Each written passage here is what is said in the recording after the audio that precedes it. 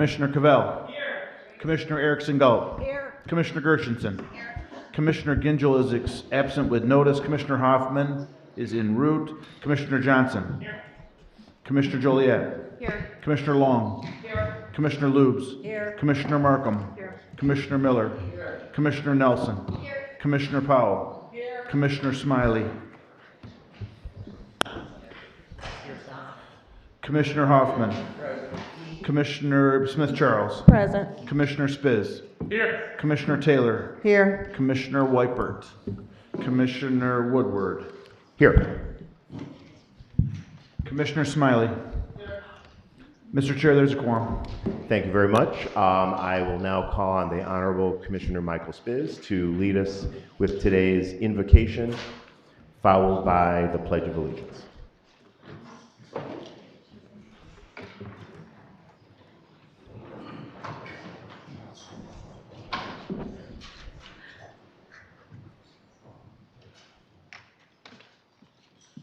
Thank you and good morning.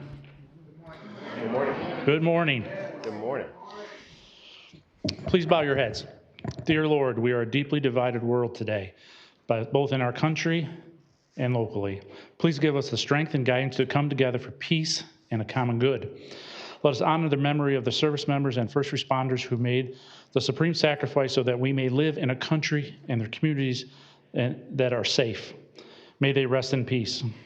Keep their families in your graces. Give them peace and comfort. Lord, we also ask for your protection for the most innocent and vulnerable, especially the children. May they experience your loving presence, advance in wisdom, and grow in your love.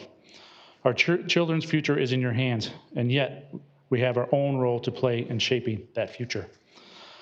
I also ask that you welcome into your kingdom those that we've lost over the last year. May you grant them eternal rest, O Lord, and may perpetual light shine upon them. Lord, please bless all elected officials with wisdom and guidance to do what is right and just for those that we serve. We look for you for the best way forward. In your name, amen. Amen. I pledge allegiance to the flag of the United States of America and to the republic for which it stands, one nation, under God, indivisible, with liberty and justice for all. Thank you. Thank you, Commissioner Spiz. Next up, I needed a motion to approve the minutes from our July 16th meeting, moved by Commissioner Lubes, seconded by Commissioner Long. Any discussion? Seeing none, all in favor say aye. Aye. Opposed say nay. Let the record reflect that the minutes are approved. And a motion to approve today's agenda, moved by Commissioner Lubes, seconded by Commissioner Powell. Any discussion? Yep. Commissioner Cavell. Thank you, Chair. I'd like to move item 13A, the Clemis transfer agreement, to the regular agenda.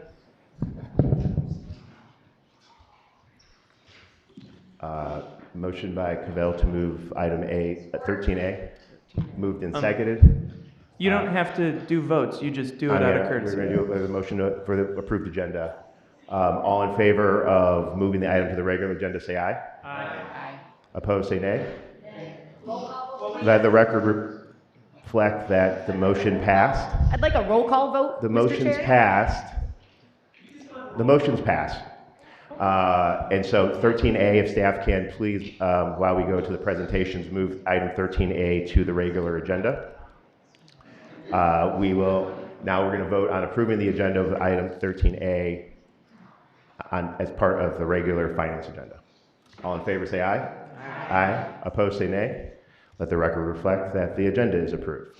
This will now move us we have two public hearings before we get on to the presentation. These are two items under that Economic Development and Infrastructure Committee reviewed, and by law we have to conduct a public hearing. So if there's anyone here to speak on the specific project plan approval of the Lourdes Senior Community Project located in Waterford, I will open that public hearing at 9:37 a.m. Is there anyone to speak on that specific item?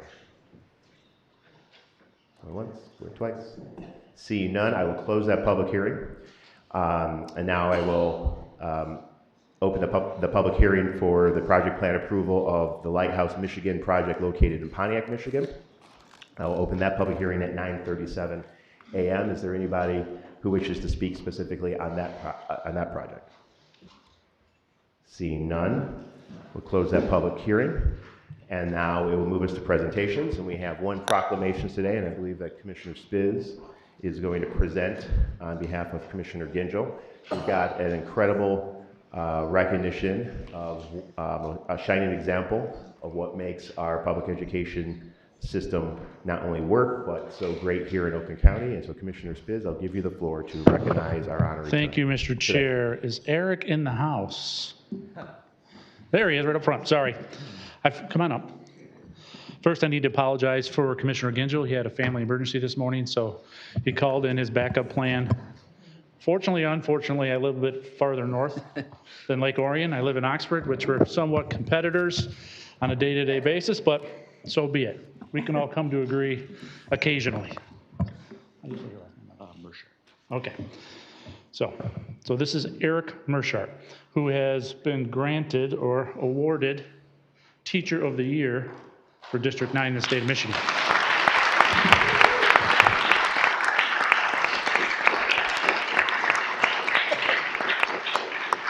So I will read this into the record. Whereas it is important to recognize educators such as Eric Mershart, who dedicate themselves to empowering their students through thoughtful, inclusive, and individualized support. And whereas Mr. Mershart began his teaching journey in 2009, focused on creating a positive and less restrictive environment for students with special education needs. A Lake Orion High School special education teacher since 2019, he is passionate about meeting each student where they are, designing evidence-based lessons with a foundation for flexibility, innovation, patience, and proactivity. His classroom is described as a sanctuary for positivity and understanding where his students feel physically and emotionally safe to learn, grow, and thrive. A skillful collaborator, Mr. Mershart also works closely with parents and guardians to keep them informed and included in their child's education, connecting families with teachers and support staff to enhance their progress at home and at school. Whereas Mr. Mershart has been a driving force behind a transformation in school culture by fostering opportunities for his students to have meaningful interactions with their general education peers. These nurturing and enriching connections allow special education students to feel supported, welcome, and included while safely navigating social situation. His efforts include supporting the growth of a unified basketball team and spearheading the creation of a unified robotics team where students of all abilities can compete and problem solve together while building friendships, a pillar of the school community. Mr. Mershart can often be found as a volunteer at school and community events, demonstrating his commitment to students and all abilities who see him not only as a teacher, but as a mentor and role model. And whereas a graduate of Western Michigan University, Go Broncos. there we go, Mr. Mershart holds a Bachelor of Science in Education with majors in Special Education and Elementary Education. He has previously been selected as Region 9 Teacher of the Year, Oakland County Outstanding High School Teacher of the Year, and the Lake Orion High School Teacher of the Year. Whereas, to celebrate Mr. Meechart's selection as a 2026-27 Michigan Teacher of the Year, we joined with the staff and leadership at Lake Orion Community Schools, his students, and his family and friends to congratulate him on this outstanding honor. Which also brings with it the opportunity to serve on the Michigan Teachers Leadership Advisory Council, non-voting member status on the State Board of Education, and membership to the Governor's Education Advisory Council. Now, therefore, it be resolved, David T. Woodward, Chair of the Oakland County Board of Commissioners, Commissioner Mike Gingell, and the entire Oakland County Board of Commissioners do hereby proclaim special commendation to Eric Mershart. We thank him for his tireless service to the young people of our community and wish him luck as he vies for the National Teacher of the Year in 27. Congratulations. Go ahead.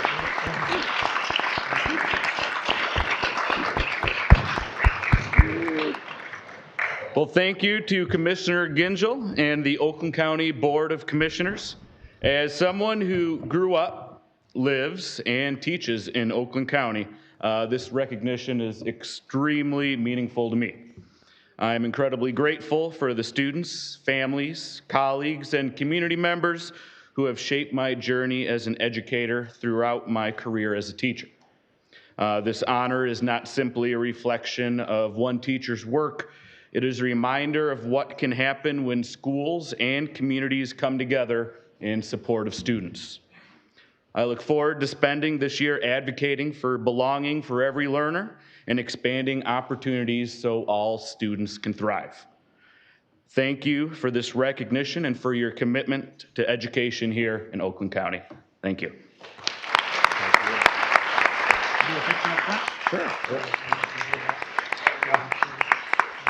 Anybody else want to join? Sure. Can we get front and center? Oh, front and center. Yeah. Congratulations. Thank you so much. Thank you. My mother and son. Have them come up too. Come on up. Come on up. Mom? Yes, stand in the back. Oh, there, hi. Come on up, you Charlie. I can see. He's included. Come on up. That's great. No better way.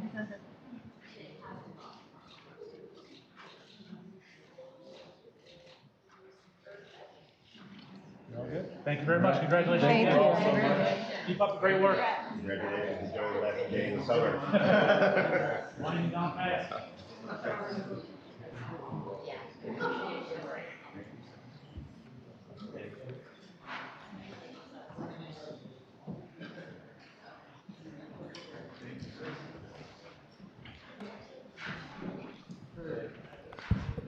All right. This will now move us on to the communications portion of our agenda. And I'll call on the clerk. I think we have a number of communications this morning. Please read the communications. Mr. Chair, there are a number of communications. The first being dated July 30th, 2026 to Chairman David Woodward.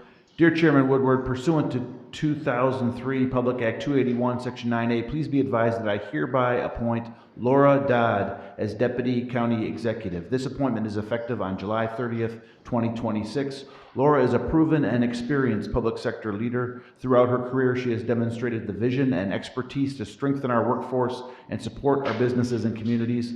On behalf of myself, Laura, and my entire team, we look forward to working closely with the Board of Commissioners this year and beyond. Sincerely, David Coulter, Oakland County Executive. Second communication, there are two parallel communications. The first, they're both dated July 17th, 2026. The first is dated to Mr. Walt Herzig of Ferndale, Michigan, and the second dated to Ms. Kate Baker of Ferndale, Michigan.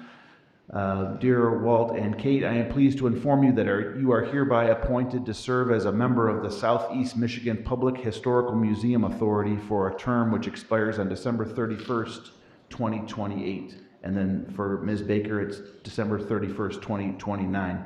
This appointment is made pursuant to the Articles of Incorporation of the Authority, which were executed and adopted by the Oakland County Board of Commissioners on July 16, 2026. I'm grateful for your willingness to serve in this important capacity to support the operations, maintenance, and improvements of the Charles H. Wright Museum of African American History, the Detroit Historical Museum, Dawson Great Lakes Museum, and other public historical museums located in Oakland and Wayne counties. Sincerely, David Coulter, County Executive. Similarly, this is dated July 17th. It's addressed to Mr. Michael Andrews. I am pleased to inform you, dear Mr. Andrews, I am pleased to inform you that you are hereby appointed to serve as a member of the Southeast Michigan Public Historical Museum Authority for a term which expires on December 31st, 2029. The communication proceeds in the same way as the previous ones, but this one is signed by David T. Woodward, Chair, Oakland County Board of Commissioners.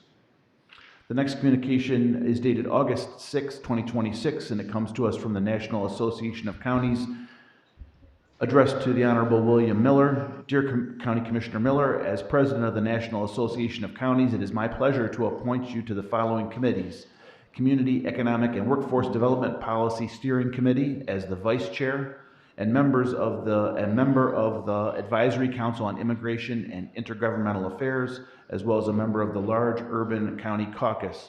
You have been selected for these roles because of your unwavering commitment and exemplary dedication to NACO. Our greatest strength lies in the engagement of our members, and your active participation and leadership are vital to ensuring that we remain the united voice of America's counties. I look forward to working with you in the year ahead. Sincerely, George Dunlop, President of National Association of Counties.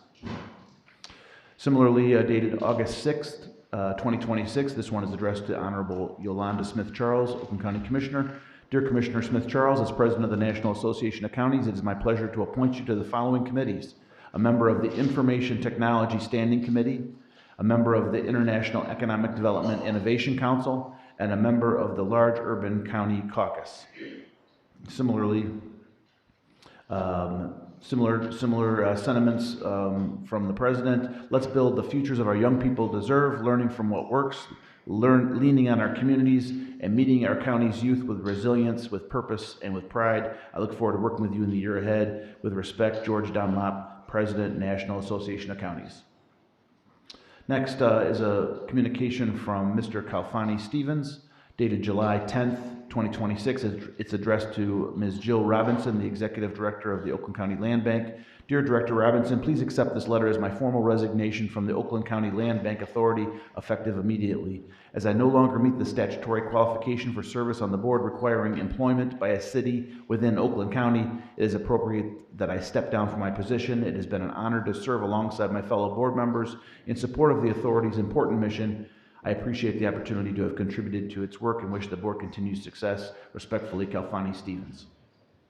Next is a communication dated August 13th, 2026 to the Oakland County Board of Commissioners. Please accept this letter as notification that I have exercised the authority granted to the chair of the board to approve grant applications in excess of $50,000 for the purposes of meeting a submission deadline. I have authorized the submission of the following grant applications. The first is the fiscal year 2026 Trauma-Informed Victim-Centered Training for Law Enforcement on Domestic Violence, Dating Violence, Sexual Assault, and Stalking Program, the Abby Arnold Program, for the Oakland County Sheriff's Department in the amount of $500,000. The grant application deadline was July 29th, 2026. Next, the fiscal year 2026 Byrne Discretionary Community Grant Program for the Clemmis Modernization and Transformation Project to the Department of County Executive in the amount of $1,031,000. The grant application deadline was July 29th, 2026. And finally, the fiscal year 2027 Child Parent Legal Representation Grant for the Circuit Court in the amount of $100,000 with a $300,000 Circuit Court budget match. The grant application deadline was July 31st, 2026. Sincerely, David T. Woodward, Chairman, Oakland County Board of Commissioners.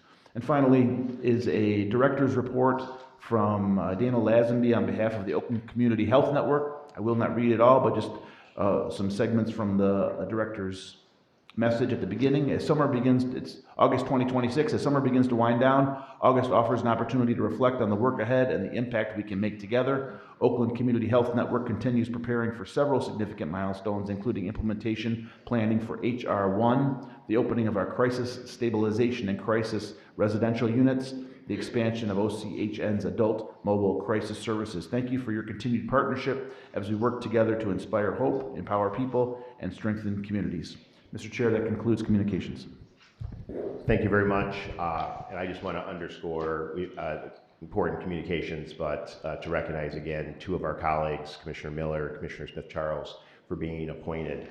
They've appointed to, these are national committees. It's good to get a appointment to one. To be able to get the president of the National Association of Counties to appoint two of our members is a testament to the dedication of these two individuals on behalf of Oakland County. But the importance of Oakland County playing in the entire NACO organization. So thank you both for your service. Is there a motion to receive and file the communications? Moved by Commissioner Taylor, seconded by Commissioner Spiz. Any discussion? See none. All in favor say aye. Aye. Opposed say nay. Let the record reflect that the communications are received. If commissioners can refresh their agenda, the agenda should reflect as the board adopted a few moments ago. And so when we get to the consent and the regular agenda, it should be reflected there. This will move us to our first public comment. We got a number of people who signed up, but if you didn't sign up, don't worry. There's ample opportunity to address the board. The first public comment is an opportunity for members of the public to speak on items that are on the agenda, on the consent or the regular agenda. If you want to speak to other issues, we have a second public comment at the end of the meeting. When I call on you, I ask that you come to the microphone at the middle portion of the auditorium. If you could state your name and community of residence, and then address your comments to me, the chair, and we ask that you keep your comments to 3 minutes so that we can move through all those who signed up today. I'm going to start up with Monica Miller.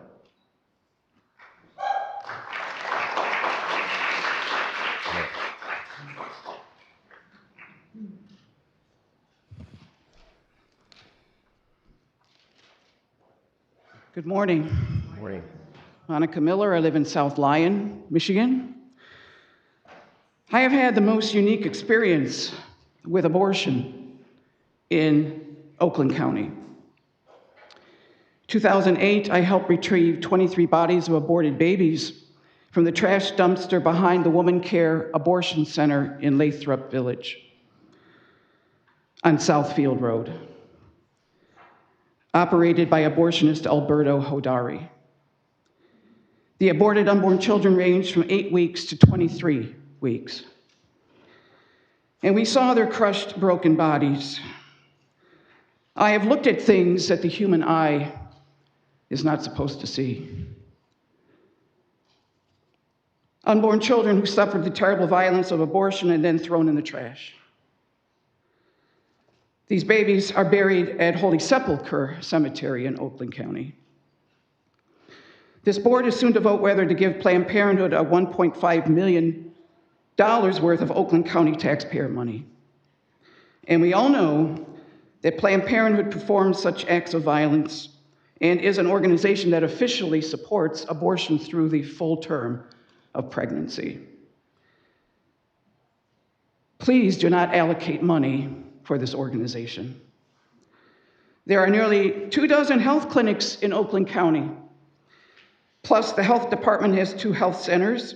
These facilities offer the same medical care as Planned Parenthood without the violence of abortion. You should also consider that Planned Parenthood doesn't only operate medical facilities. Planned Parenthood is a political advocacy group, an extremely biased and partisan political advocacy group. Planned Parenthood intends to give $47 million to affect the outcome of the November election. Planned Parenthood gave $1.5 million to its own PAC, approximately. According to the FEC, Planned Parenthood Advocacy of Michigan, the 501c4 donated nearly $550,000 to its PAC in 2024. Last month, Planned Parenthood donated $50,000 to Jocelyn Benson's campaign for governor. Please do not give money to this organization. They don't need it. It's not necessary. And it does not support, it doesn't defend the sanctity of human life. Thank you. Thank you very much.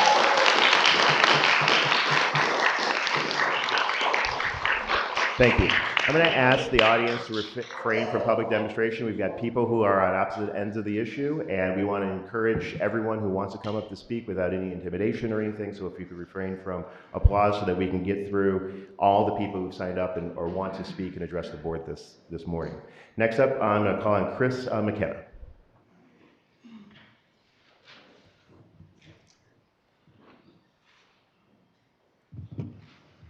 Chairman. Morning. Hi, my name is Chris McKenna. I'm from Birmingham, 55. I'm a single father of a college student, and I'm not here to talk about reproductive rights. I'm here to talk about my kid and how I'll never stop being there for them no matter how old they get, and how I need your help. Over the years, my child has relied on Planned Parenthood for some really important stuff, life or death stuff, really. And to respect their privacy, I'm not going to go into the specific services, but trust me, they have nothing to do with abortion. The thing is, my child can't afford this care, and it's care they need. And I'm not proud to admit it, Birmingham guy, but I can't just jump in and pay for it. I'm looking for a job right now. That's why I'm here, asking you, parent to parent, please approve this proposal and help ensure that my child can continue to have access to the services that they need.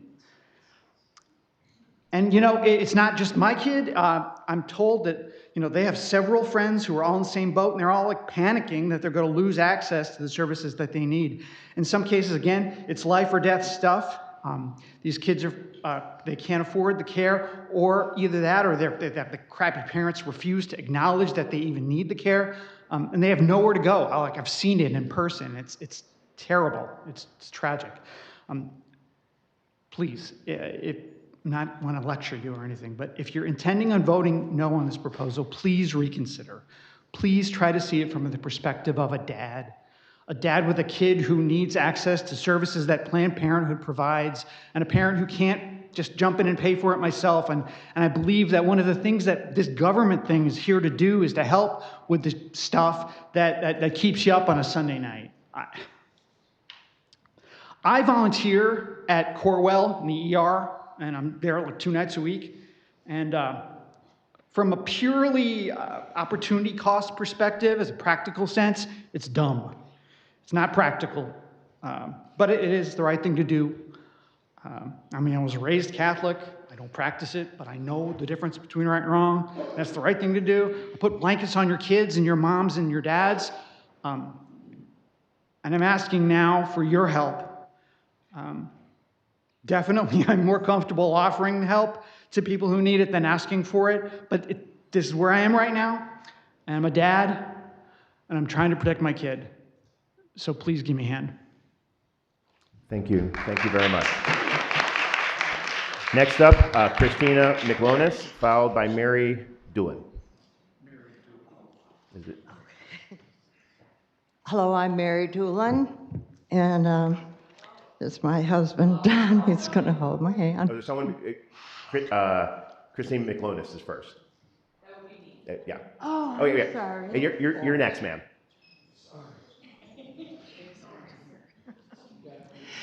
Good morning. Thank you, Chair. I'm a citizen of Ferndale. I've lived there for over 26 years, and I'm very proud to be a citizen in a city that has a facility like Planned Parenthood. So much of the publicity, good or bad publicity, goes to services for cis women, and really Planned Parenthood provides health care for all genders, and it goes beyond reproductive care. Treatments for cancer, for example. And with the rest of the medical insurance world out there not really covering our healthcare needs. So many people are dying or just suffering because they don't have access to a facility like Planned Parenthood. So I implore the Commission to award the $1.5 million to help this one Planned Parenthood facility that is still in Oakland County to continue to exist, to continue to provide services. It's very much needed. Thank you. Thank you very much. Mary? And the next up is Lynn Mills. So, 50-some years ago, I had 2 abortions, and I was woman's lib all the way. So, 30-some years ago, it just worked on me to the point of suicide. So now I'm in Right to Life because Jesus forgave me. Nobody else would.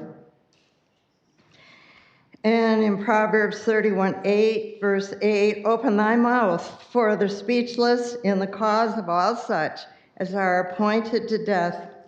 Verse 9, open thy mouth, judge righteously, plead the cause of the poor and needy. And the babies, that's why I'm speaking up for the babies. And thank you very much. Thank you very much. Lynn Mills, followed by Joe Toln, T-O-L-N, from District 17. Hi. Lynn, welcome. Lynn Mills from Livonia, Michigan. I'm here today. I don't obviously live in Oakland County, but we recently had the Planned Parenthood on Farmington Road close. Praise be to God. And it is owned by Planned Parenthood, their company, West Michigan Facilities. This week, Livonia got the prestigious honor of being number 6 in the country of the most desirable place to live after Planned Parenthood closed. That building being owned by Planned Parenthood has, in my esteemed value, a value of $750,000. It needs to be put up for sale. The sign went down yesterday. That is an asset that needs to be dealt with. That is half the value that they're asking Oakland County taxpayers to fund. We don't need taxpayers in Oakland County funding this hot button item. You're going to be getting people from all over the Tri-County area, probably Monroe County, Lenawee County. Please, open your own checkbooks first, donate from your hard-earned money, and not off of the backs of Oakland County taxpayers. We care about everybody. There are other issues with Planned Parenthood. Have you asked them to do an audit? Where is their money going? Recently, they shut down their educational department. They're saving money there. When they closed down the 3 buildings, staff was let go. They're saving money there. And here's a little interesting fact. On Indeed.com, they're showing their financial officer. He's no longer with them. That job went up for bid. What is going on with their finances? They have people with pink shirts on going everywhere begging for money. In Kellogg Park in Plymouth, in Detroit, in Farmington Hills, at their farmer markets. Planned Parenthood, can go fund themselves. Thank you very much. Thank you very much. Joe? And then Jill Dunphy. Thank you very much, Chair, for the time.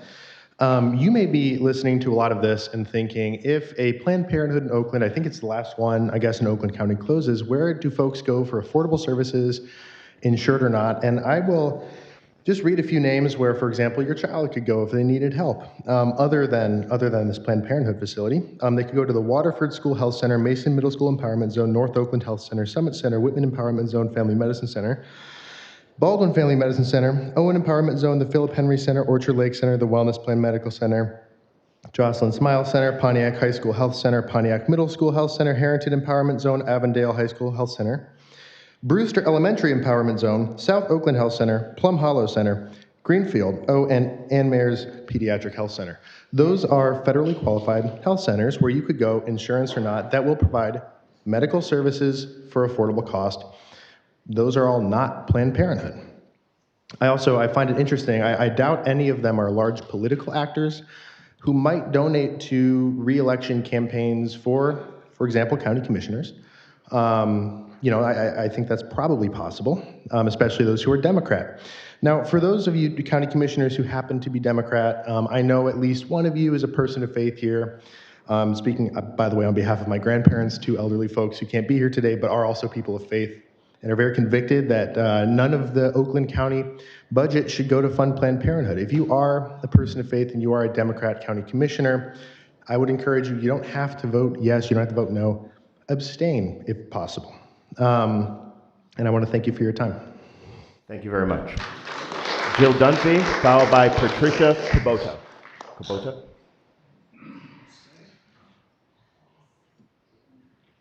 Thank you. Good morning. I worked for Planned Parenthood in Detroit for 6 years, and I can tell you that the political arm of Planned Parenthood is legally separate from the clinical aspect, clinical operations. They are totally separate, budget, operations, everything, staffing, everything. So Right to Life likes to make it seem like it's one organization, but it is not. It's very careful about its legal obligations. When I worked for Planned Parenthood, and today, it provided health education, reproductive health education, which is a very important distinction, especially for women, but also for men.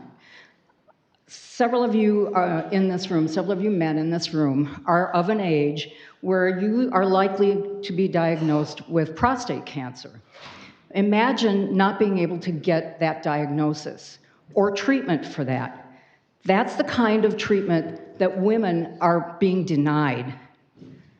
You cannot, not every health department offers reproductive health care. They don't offer health care for prescriptions for birth control. Some of them are restricted in that.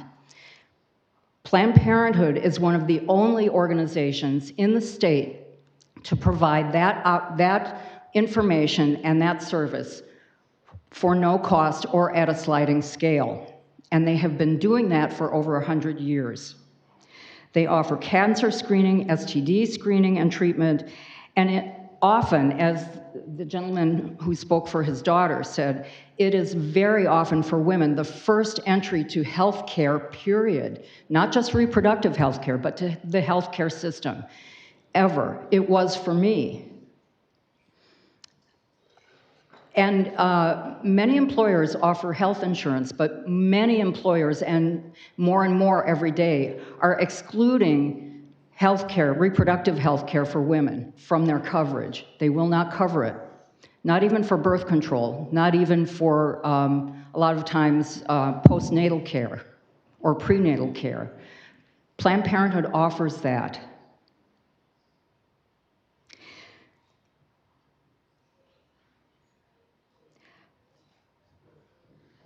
Also, I wanted to say, somebody mentioned that Planned Parenthood offers abortions up to term. That is illegal in the state of Michigan. I think it's up to, I can't remember what the exact cutoff is for that, but women cannot have abortions up to the point of birth. And somebody mentioned the other day that women get abortions after birth. It's alarming to me, the ignorance that people have about reproductive health care, and Planned Parenthood offers that. Thank you. Thank you. Patricia? Patricia, followed by, and I think it's Dr. Don or Dan. It's hard for me to read the signature, so if you're a doctor from Waterford, you're next. Good morning, Commissioners. My name is Patty Kubota, and I'm from Troy. I'm here today to ask you to vote yes to fund Planned Parenthood. Despite being someone who is far more conservative on the abortion issue than many Democrats, which I am, I support Planned Parenthood because of the women's health care services that they provide. To the commissioners thinking of planning to vote no, remind yourself that voting no for Planned Parenthood means voting yes for breast cancer, cervical cancer, ovarian cancer, uterine cancer, preeclampsia, miscarriage, low birth rate, herpes, syphilis, chlamydia, gonorrhea, HPV, hepatitis, HIV, PCOS, endometriosis, depression. Must I go on? Please vote yes. If not for all women, but for your mothers, your sisters, your daughters, your aunts, and friends. Access to affordable health care benefits everybody. Thank you. Thank you very much. Dr. Don, Dan? Thank you for listening to me today. I was really intrigued that the session today was open with prayer and the Pledge of Allegiance. And that's where I make my case at today, is that, well, first of all, women's rights. And what about babies' rights? Here's from the Bible, those that believe that the Bible, it speaks here in Psalms 139, verse 13. David spoke and said, "You made all the delicate inner parts of my body and knit me together in my mother's womb. Thank you for making me so complex. Your workmanship is marvelous, and how well do I know it. You watched me as I was being formed in utter seclusion, and as I was woven together in the dark of the womb. You saw me before I was born. Every day of my life was recorded in your book." Jeremiah chapter 1, verse 5. Before I form you, this is God speaking to Jeremiah. Before I formed you in the belly, I knew thee. And before you came forth out of the womb, I sanctified you, set you apart, and I ordained you to be a prophet unto the nations. The Apostle Paul spoke in Galatians 1:15, but when it pleased God who separated me from my mother's womb, he called me by his grace. I'm making this contention today that, hey, we cannot dismiss the sanctity of life. If we believe in God, there's a whole lot of people. I believe in God. I believe in what the Bible teaches, but yet they go the other way when it comes to abortion. Hey, there's help for people. Ladies, I'm wearing a shirt right now that tells the hotline number for those that are pregnant and in distress. There's help centers all over the place that will help these. Medical care, all of that included with all that, it's out there. All they have to do is access any of those places. Hotline number right here on the back of my shirt for anyone interested in it. I resent, as an Oakland County taxpayer, to see a dime of my money taken and given to such an organization. Thank you. Thank you very much, sir. Next up, Suzanne Maloney, followed by Michael Dickmeyer, and then Laura Vogel.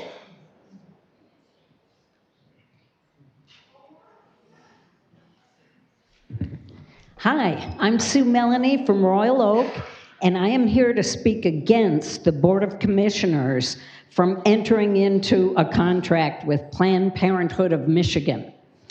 I'm here today not just representing myself, but representing a great group of patriots that live in Oakland County and believe in life in every aspect of it, from conception to natural death, and a lot of living in between.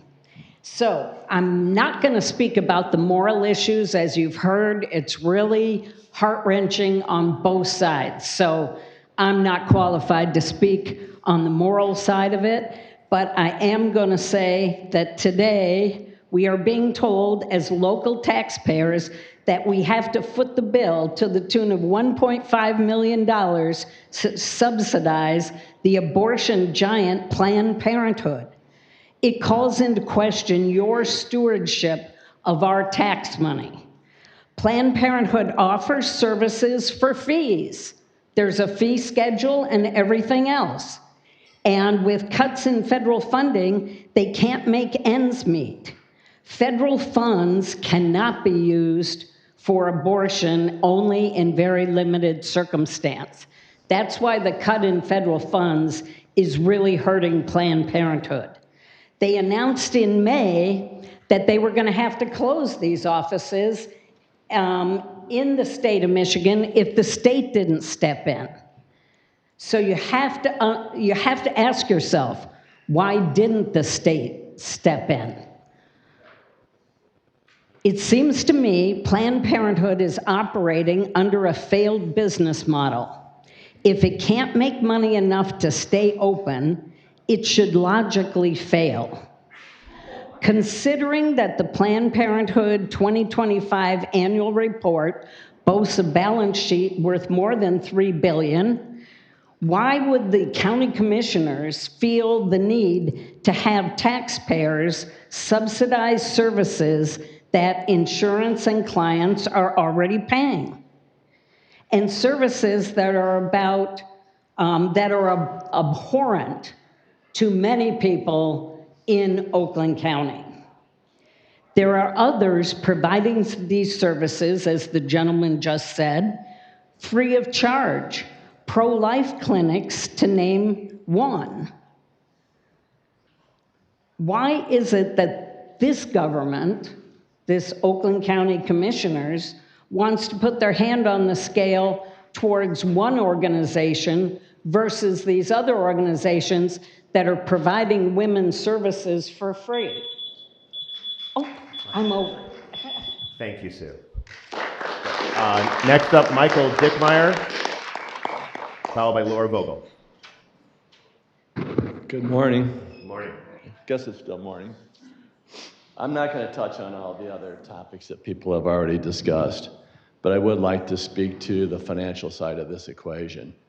First off, thank you very much for your service to our community. You guys got a tough job. You got people coming at you from all different angles. You got people coming at you from your own party, the opposing party, all of us, et cetera, et cetera, et cetera, right? So super tough job. You're not making a ton of money. My hat's off to you. Thank you very much for what you do. Now, on to the topic. Planned Parenthood has pros and cons. They can do what they do, right? I have my position on it. But I don't think we should be spending taxpayer money to fund them.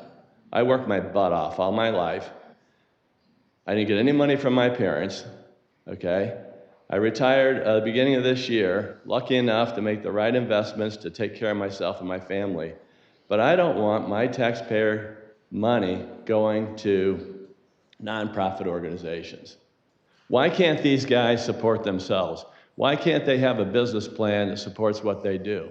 If it's so great and there's such a great need for it, why can't they float their boat? Why do we have to give them $1.5 million? I think that's an overstep on all of your part.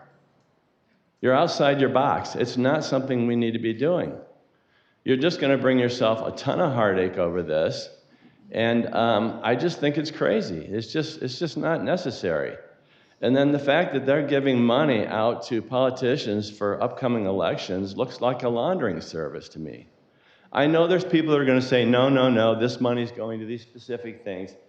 Oh, no, no, they have a separate company that does this and another company that does that. Phooey. There's one box of money, okay?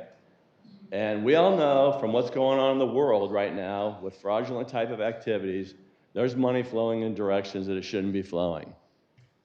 And I don't support that. I just think it's wrong, and I think it looks bad on you guys to support that. Let them do what they do.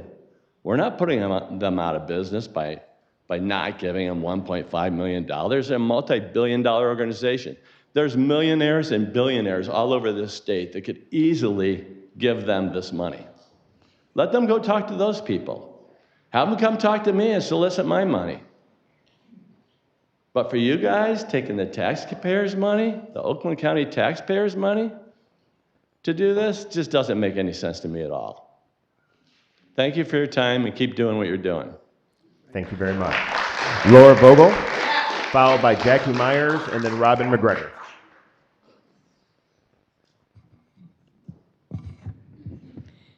Hi, Laura Vogel. I used to be in White Lake, but now I'm in Detroit. And I am speaking in on agenda item 18A, the Planned Parenthood funding. And I just want to say that I had a stroke on Thanksgiving of 2024, and I was uninsured. And I don't think people who have insurance realize the hurdles that you have to endure to get medical care when you're uninsured. And so,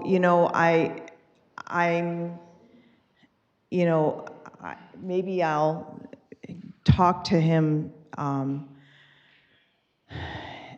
one-on-one, but when somebody calls, oh, well, here's a laundry list of all of the clinics that you can get care from, no. So, because I lived it. So, thank you. Thank you very much, Laura. Jackie Myers, followed by Robin McGregor.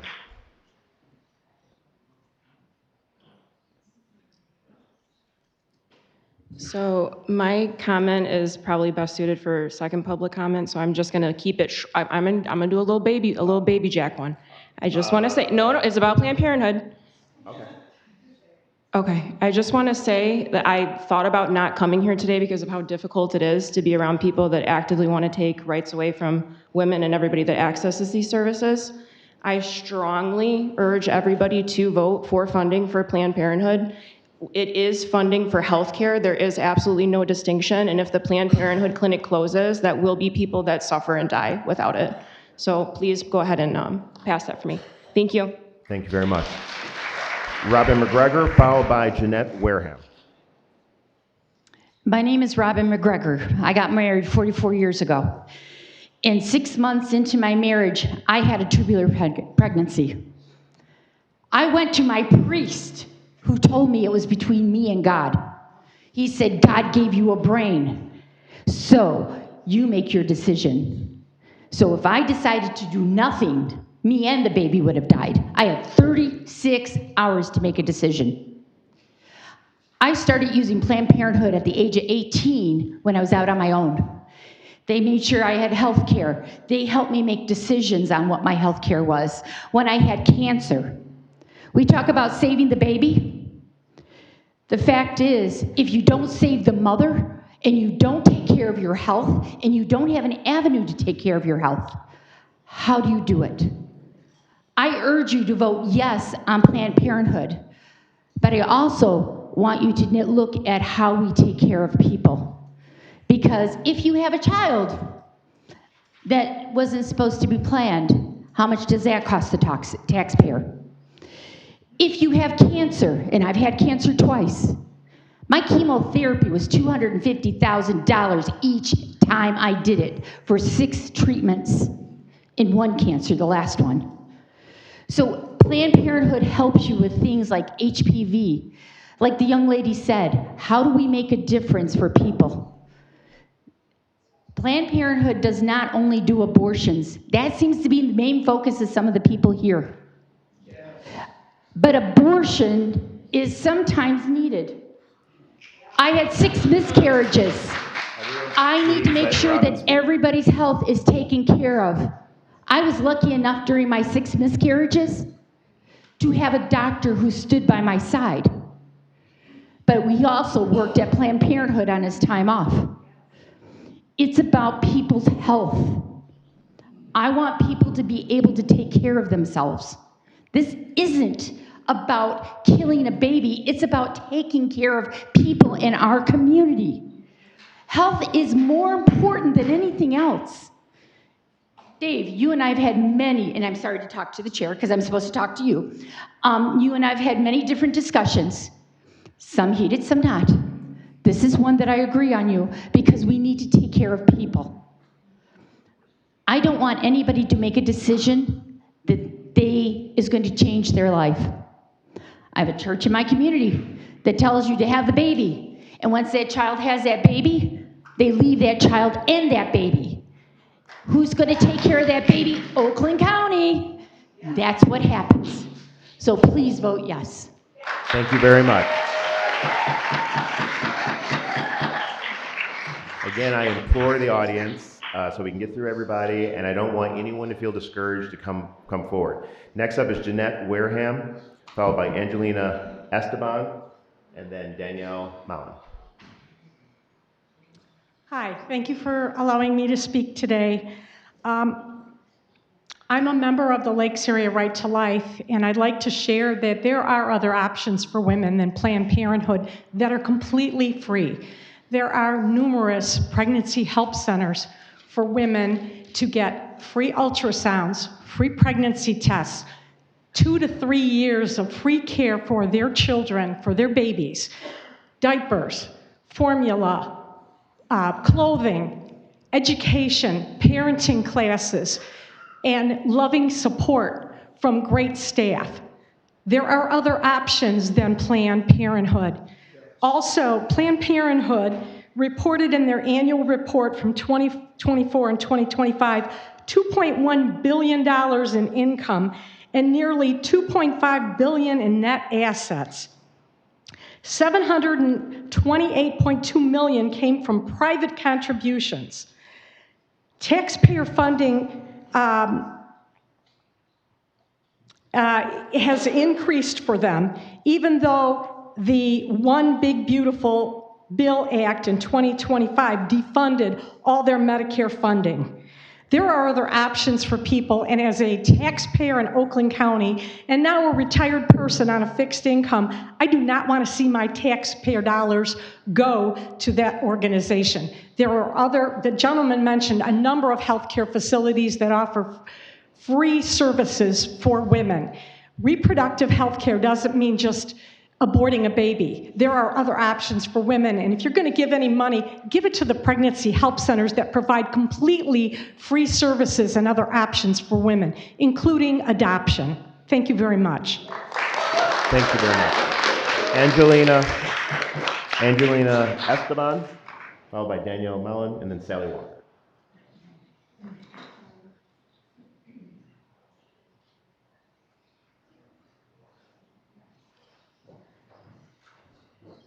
Good morning. My name's Angelina Esteban, and I work at a pregnancy center. I see the other end of this every day. I see women who come to us that have gone to Planned Parenthood and are broken. They're broken physically, they're broken emotionally, and they're broken spiritually. There's no resources. Some members here act as if Planned Parenthood is the end-all and be-all, and it's the only medical clinic around.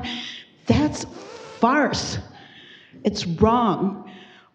Dr. Miller has spoken on how many clinics there are, 2 health departments from Oakland County, and the gentleman from Birmingham, please come see me. We have so many resources. There's no reason why a woman who's pregnant has to result to Planned Parenthood. They come to us after taking the pills, the 2 pills that they purchased through Planned Parenthood, because they have been bleeding excessively, because they've been told to go to the toilet when the cramping starts, and they've held the baby, not fetus, the baby in their hands. And they want an ultrasound to see if it has all been pushed out. And in some cases, it isn't. And we have to tell them to go immediately to emergency. That's what Planned Parenthood does. And also the pills, excuse me, the pills that they give out, those are forever chemicals. And when they flush it down the toilet, it's in our water. And we need to do a full investigation, because I've done some reading about this. What can Oakland County do if we're drinking these chemicals that are forever chemicals? There's not enough research on these chemicals. We don't know if it's strong enough to pull the baby from the womb. What is it doing to the rest of their body? What will it be doing to our bodies? I want Oakland County water to be clean and healthy to drink. That's something that we really need to consider, and I would urge you to vote no. It's damaging beyond the woman. It's damaging our community. Thank you. Thank you very much. Danielle? And then Sally Walker, followed by Tamika Ramsey-Brown. Good morning. My name is Danielle Mallon, and I'm a resident of Birmingham. I'm here today to proudly support the emergency resolution to allocate $1.5 million through August of 2028 to protect the Ferndale Health Center. In my early 20s, after I graduated from college and didn't have health insurance, I was fortunate to have access to a local Planned Parenthood clinic. I used the clinic in Lansing that was forced to close at the end of July for reproductive health care. And when I moved home to Livonia, I used the clinic there, also now closed due to cuts in federal funding. It It was at the clinic in Livonia during a routine wellness exam, one of the many services that Planned Parenthood offers, that a nurse noticed my thyroid was enlarged and encouraged me to have it checked out. I was lucky and had just been offered a full-time job with benefits, so I was able to find a doctor who eventually diagnosed my hypoactive thyroid. But for too many men and women in this country, the care they receive at Planned Parenthood is the only health care they have access to, and safe reproductive health care is important to everyone. I'll never forget the support I received at Planned Parenthood. I hope Oakland County will make me proud today and vote to support this resolution to keep the doors open at the Ferndale Health Center. Thank you so much. Thank you very much. Sally Walker, followed by Tamika Ramsey Brown, and then Debbie Rosen.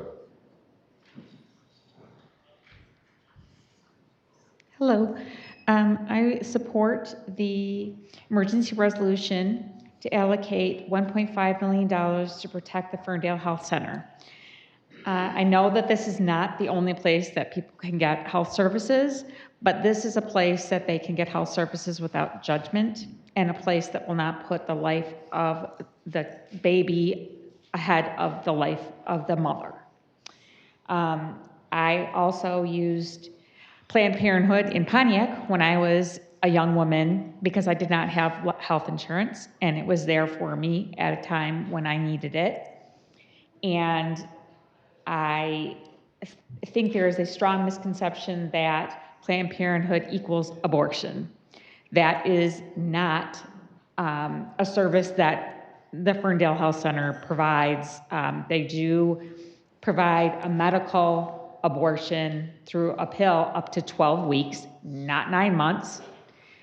And they do not perform surgical abortions. They also provide prenatal and postpartum care.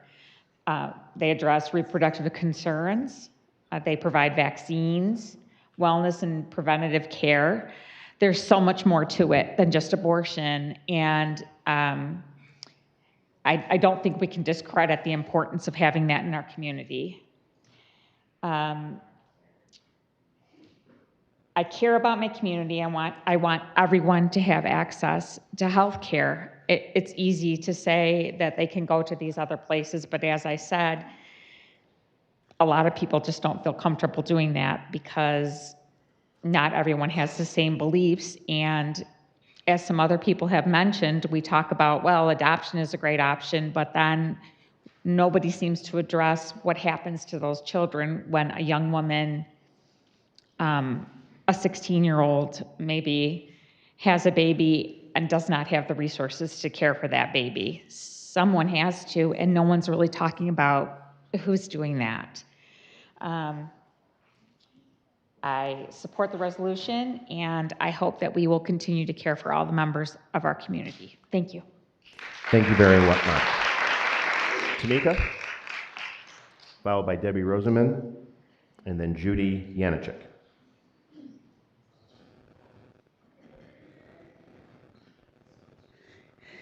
Good morning. A speaker came up saying that she had been forgiven for having an abortion. Well, I can name several women who are with God now because they died due to not having these services. I've also heard people quoting Bible scriptures. That's given slavery to me. People are also talking about protecting life from conception. How about protecting the lives of women who are here now asking for help? For Black women, the need for Planned Parenthood goes far beyond abortion, though that is a service that is needed. In many communities, it functions as an accessible entry point into the healthcare system, particularly for women, people who are uninsured, underinsured, young, or have difficulty finding timely reproductive and sexual health care. Even if abortion was out of this conversation, Planned Parenthood provides birth control and family planning. I got pregnant at 16, and one of my first stops was the Planned Parenthood. And I sat there and I cried. I talked about what my mother wanted me to do. I talked about what my boyfriend at the time wanted me to do. And they asked me, what did you want to do? My son will be 31 on the 24th of this month. So Planned Parenthood isn't about talking women into doing anything that at that time they did not want to do. We all make decisions. And was being a mother at 16 hard? Yes. But it was a decision that I've made and I've had to live with. They provide cancer screenings. We've heard about that. I have multiple friends who used Planned Parenthood as insurance during college. This was before healthcare allowed our kids to stay on into their 20s. How many women do we know now that are here, that are healthy, that have nothing to do with abortion because of Planned Parenthood? They provide pregnancy tests and prenatal and OBGYN referrals and preventative health. I'm asking that we fund Planned Parenthood, not because everybody is so focused on abortions and some of these people talking about tax dollars, but we still okay with funding billionaires and giving tax breaks. Why can't we use that money? So I would just ask that we look at the hearts of the people who are in this room, the people who utilize these services, and know that no one goes into that clinic and makes any decision and make it lightly without talking to their family, without praying about it. And it is not up to a room of people who have aged out of society to tell people what to do. Thank you. Thank you very much, Tamika. Debbie Roseman, followed by Judy Yanachek, and then Ed Barua. Hi, my name is Debbie Roseman, and I live in Bloomfield Township. I am speaking in support of the emergency resolution to allocate $1.5 million for the fee-for-service contract with Planned Parenthood of Michigan.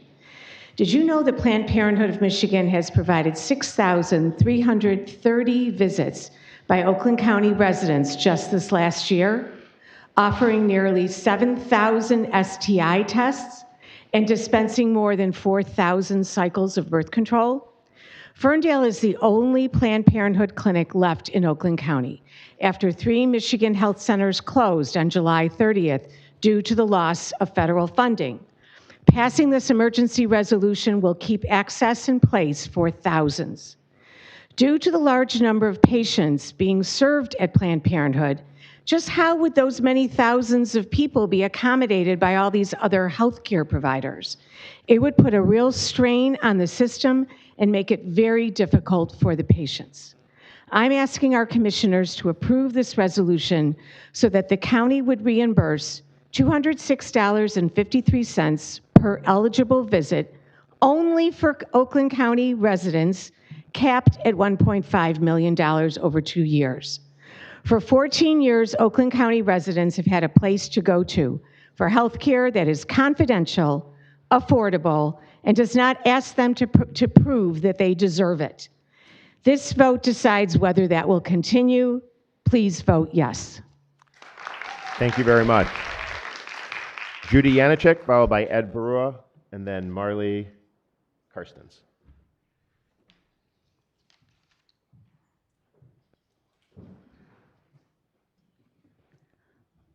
Good morning. My name is Judy Yanachek, and I'm a precinct delegate in Novi Precinct 16.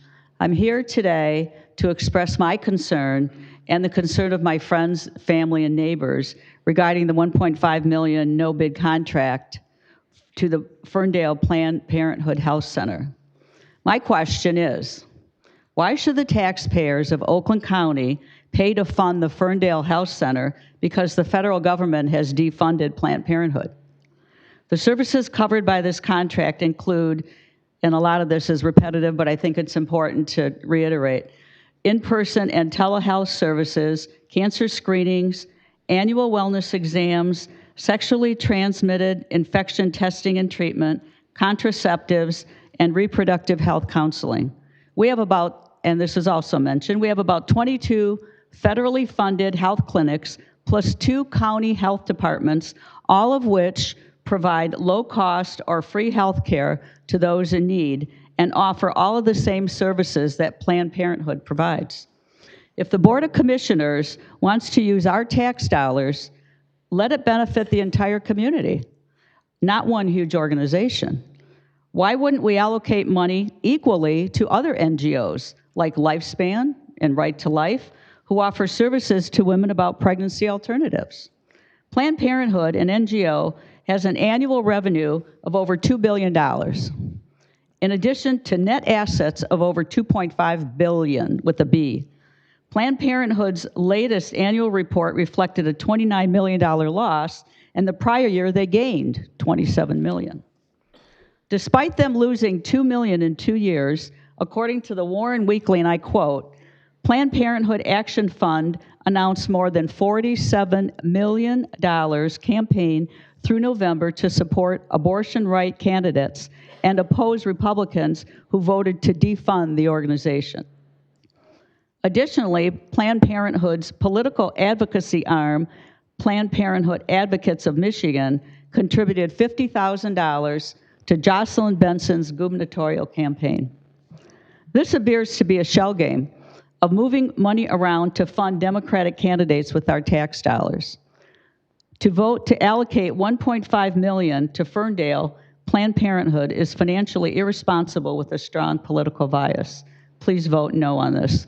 Thank you for listening. Thank you very much. Ed followed by Marley, and then last name Wilson from Holly. Toy. Is it T-O-I? Okay, I thought it didn't get finished. All right, Toy from Holly. Ed, welcome. Thank you. Good morning. My name is Ed Bahura. Thank you for allowing me to speak.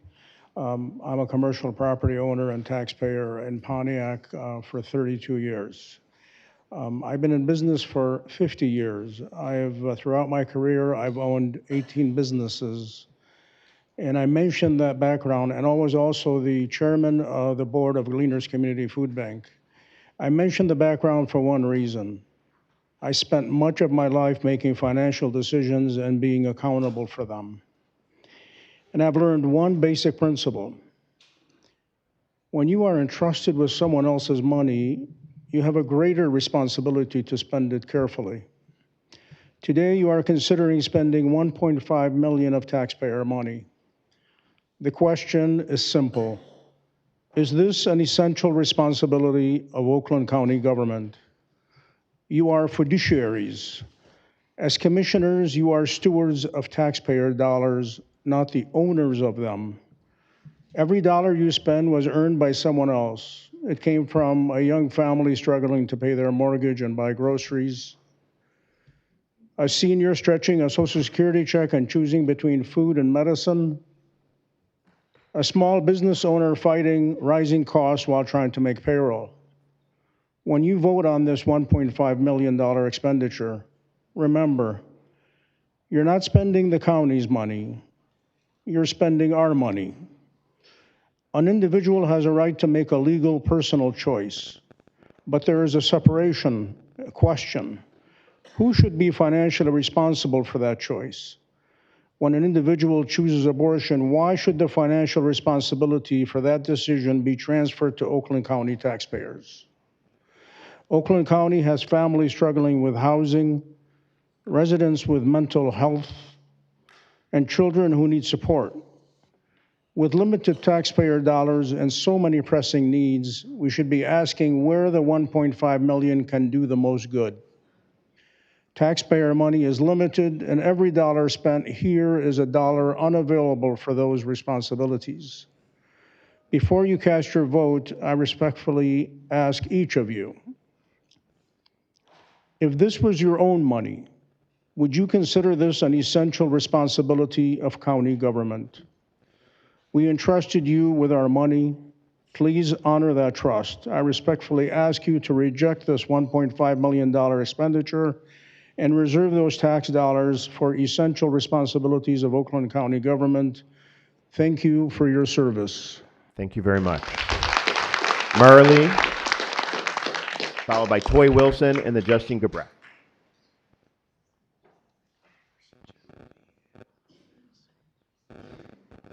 Is it still morning? Still yes, morning. Good morning. Good morning. So a couple points I want to make about details said that Planned Parenthood just this last year has seen over 6,500 women. Well, just one of the pregnancy centers has seen almost 4, just one. Correct, 4,000. And excuse me, my heart's beating so fast, I think it's going to be hard to talk. But the other point is Auburn Hills has 2, Farmington, Berkeley centers. So they're plentiful. And what a wonderful thing if our county would just spread their view, just go out and look and see who's there, and make an effort to maybe put up, maybe set up a system in Oakland County that it's a call system. It's a system that lists these centers. That the county did something like that with its taxpayer coffers, and you know what a great thing that would be. To me, I think I look at like the lovely young women here that are my granddaughter's age, 2 of them, and I think what lies ahead in Planned Parenthood is not hope. That's not hope. The end game is not hope. It's not a promise. If we consider destroying our future, the things they do, you know, in the foundational part are good. They can be good. I went to Planned Parenthood when I was a teenager. I had my own experience there. I can say I didn't have to, you know, I didn't have an emergency abortion. I don't know if I could have managed that one. I don't think I could have. I think I've always felt that way. But it was there, and it was, we were moved towards doing that. Why? Because our generation was a little bit nuts. We went a little crazy at the end of the 60s. You know, and there is a problem. There is a problem with behaviors that we have. So we get in trouble, and we pray, you know, that we'll find a way out. So that's happened. But now we have something brighter than Planned Parenthood, and it's hopeful. And we need to be creative as a society. Women, like my age, we need to support this. We need to move away. I'm going to turn around here and look. Please, yeah. Direct your comments to me.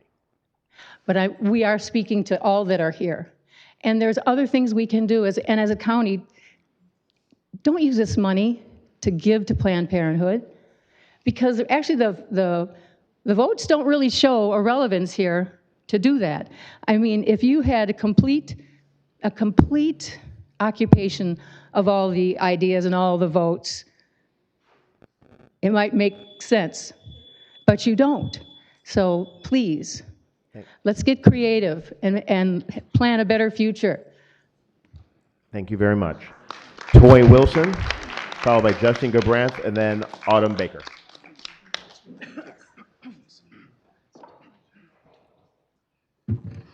Good morning. My name is Toy. I reside out in Holly, which is Oakland County. One thing I could say, that Planned Parenthood never tell you the side effects, what it costs of killing a baby. It's killing it. I had 2 abortions while I was in college. I went through depression, heavy drinking, suicide, but I thank the Lord, by me being a woman of faith, I was able to get married. I was able to have 3 children. That was nothing from God. All I'm asking all of you, please do not fund a penny of my tax money to Planned Parenthood. It's evil. They're evil. Once again, I'm a woman of faith. And when you do evil things like that, you're the answer to God. That's what I have to say. And God bless you. God bless you. Thank you very much. Justin Gabranth, followed by Autumn Baker, and then Annette Longtime. Good morning. My name is Justine Galbraith. I'm from Troy, and I am Oakland County. I'd like to thank the Commission for considering the resolution to give Planned Parenthood $1.5 million. It's really shameful how the federal government is pulling funding for health care, but when that happens, it's up to local leaders to step in and fill the gap. Planned Parenthood is a vital community resource for myriad types of reproductive care, gender-affirming care, and basic exams. So thank you for this resolution, and I hope that you all vote for it.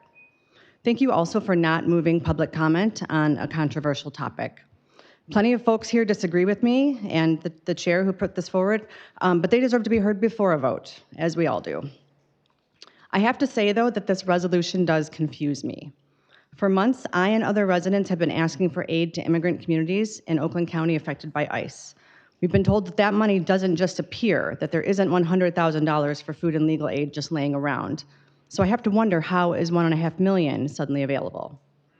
I'm also wondering about something else. The ICE out of Oakland County effort has been requesting money for legal aid and food aid, codified rejections of any 287G agreements, and a policy banning ICE from county property.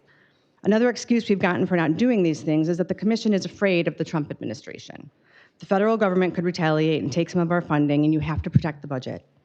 So now I'm wondering, are we only afraid of the Trump administration sometimes? Could they retaliate? They could retaliate because you're funding Planned Parenthood, and are we no longer concerned about this? It seems more likely to me that this is a ploy. This is a chance for Dave Woodward to look like a progressive champion at a time when a recall against him is underway. This is good PR, maybe a way to get a positive headline for a change. Why else would you release a press release about it 2 weeks before a vote could even be taken? So I'm wondering about that too. And I have to say that today I expected a lot of anger in this room, but what is in this room is sadness. Women are bearing their souls about miscarriages, and parents about the care that their children need, and guilt about having an abortion and being suicidal. People are pouring out their hearts about this issue on both sides. And if this is just a ploy, it's despicable. And I have to say, I'm going to put forth a challenge. So, Chair Woodward, this is your proposal. If you're really here to sustain Planned Parenthood and try to help women, then if this passes, when you have the press conference that you surely will have, let the women do the talking. You don't need to speak at all. If this move is about women's health care and not about you, you won't need the credit, and this won't be a problem at all. Thank you. And for any folks living in District 1, come and see me outside after the meeting if you'd like to sign the recall petition. Thank you very much. Autumn Butler, followed by Annette Longtine, and then Representative Josh Shriver is in the House. Hey, Autumn. Thank you, Mr. Chair. I'm Autumn Baker. I was raised in Lake Orion, and I live in Rochester now. Insofar as abortion is a scriptural issue, I think it's very important that we look at the Hebrew, at the capital W word of God, and not the lowercase w word of the translator. The word used for life is the word for breath.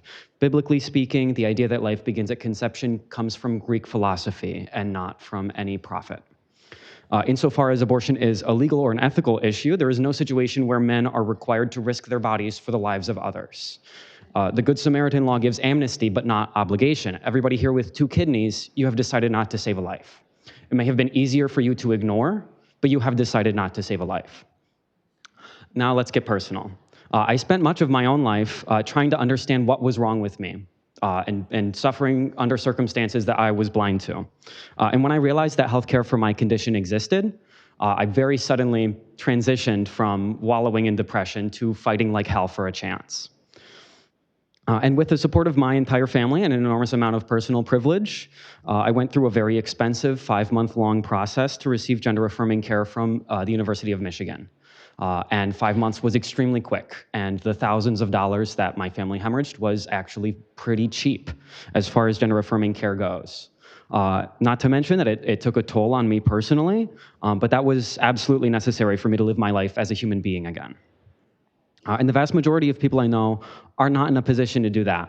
The vast majority of people I know cannot take time off work, drive down to Ann Arbor, and spend that amount of money for such a long period of time. My partner of 4 years is busting his ass, hauling packages for FedEx to pay off student loans. He has no credit history, no insurance, and no other options. Planned Parenthood is the only way that he can receive any sexual health care. In the UK, institutional opposition to gender-affirming care has killed thousands of people. And I'm incredibly proud of my community for standing apart from that kind of system. And I wish that I was more confident that it would stay that way. Thank you. Thank you very much, Autumn. Annette Longtine, and the Representative Shriver.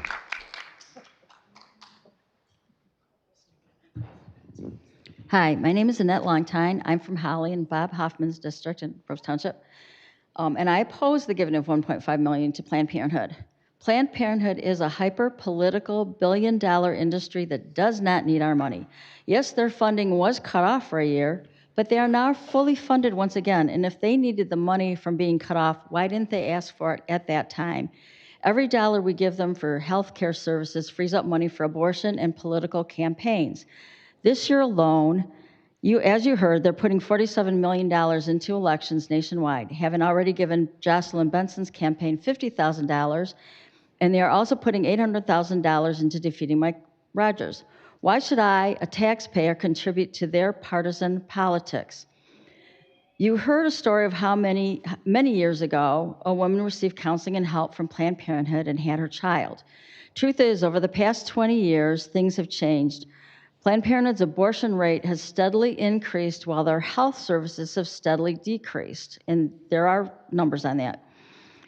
There are over 20 other federally funded health clinics in Oakland County that service low income at low or no cost as needed, and provide all the same services that Planned Parenthood says they provide at their clinic: counseling, pregnancy testing, birth control, cancer screening, STD, STI screening and treatments, mammograms, etc. Women will not be left untreated.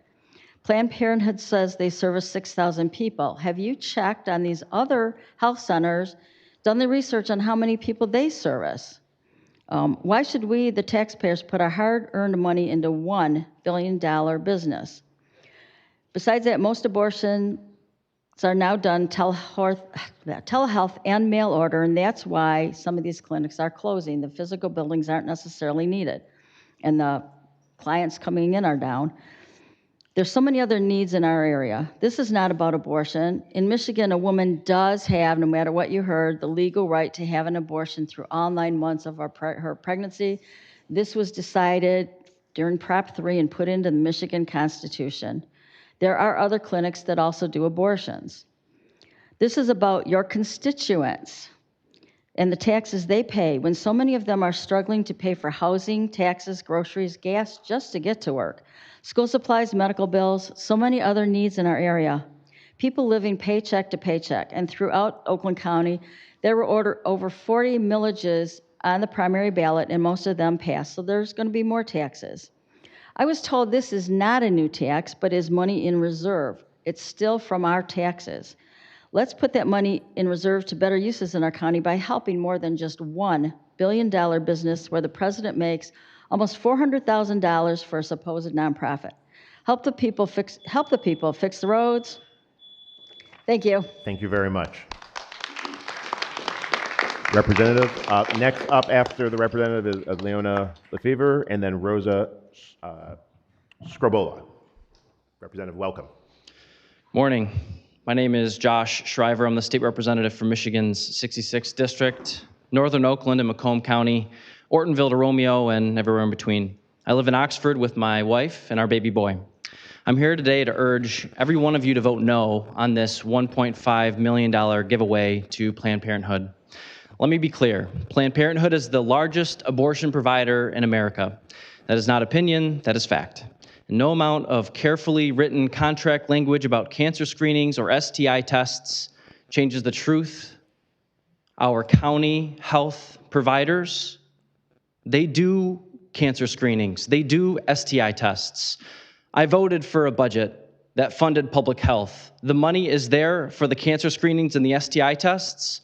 Why else would you go to Planned Parenthood? It's already funded. What you want is funded. The only difference between the county health and Planned Parenthood is the county health will not fund abortion, and they will not fund transgender hormone injections. That's the only difference. So why don't you just use the services that are already there for the county?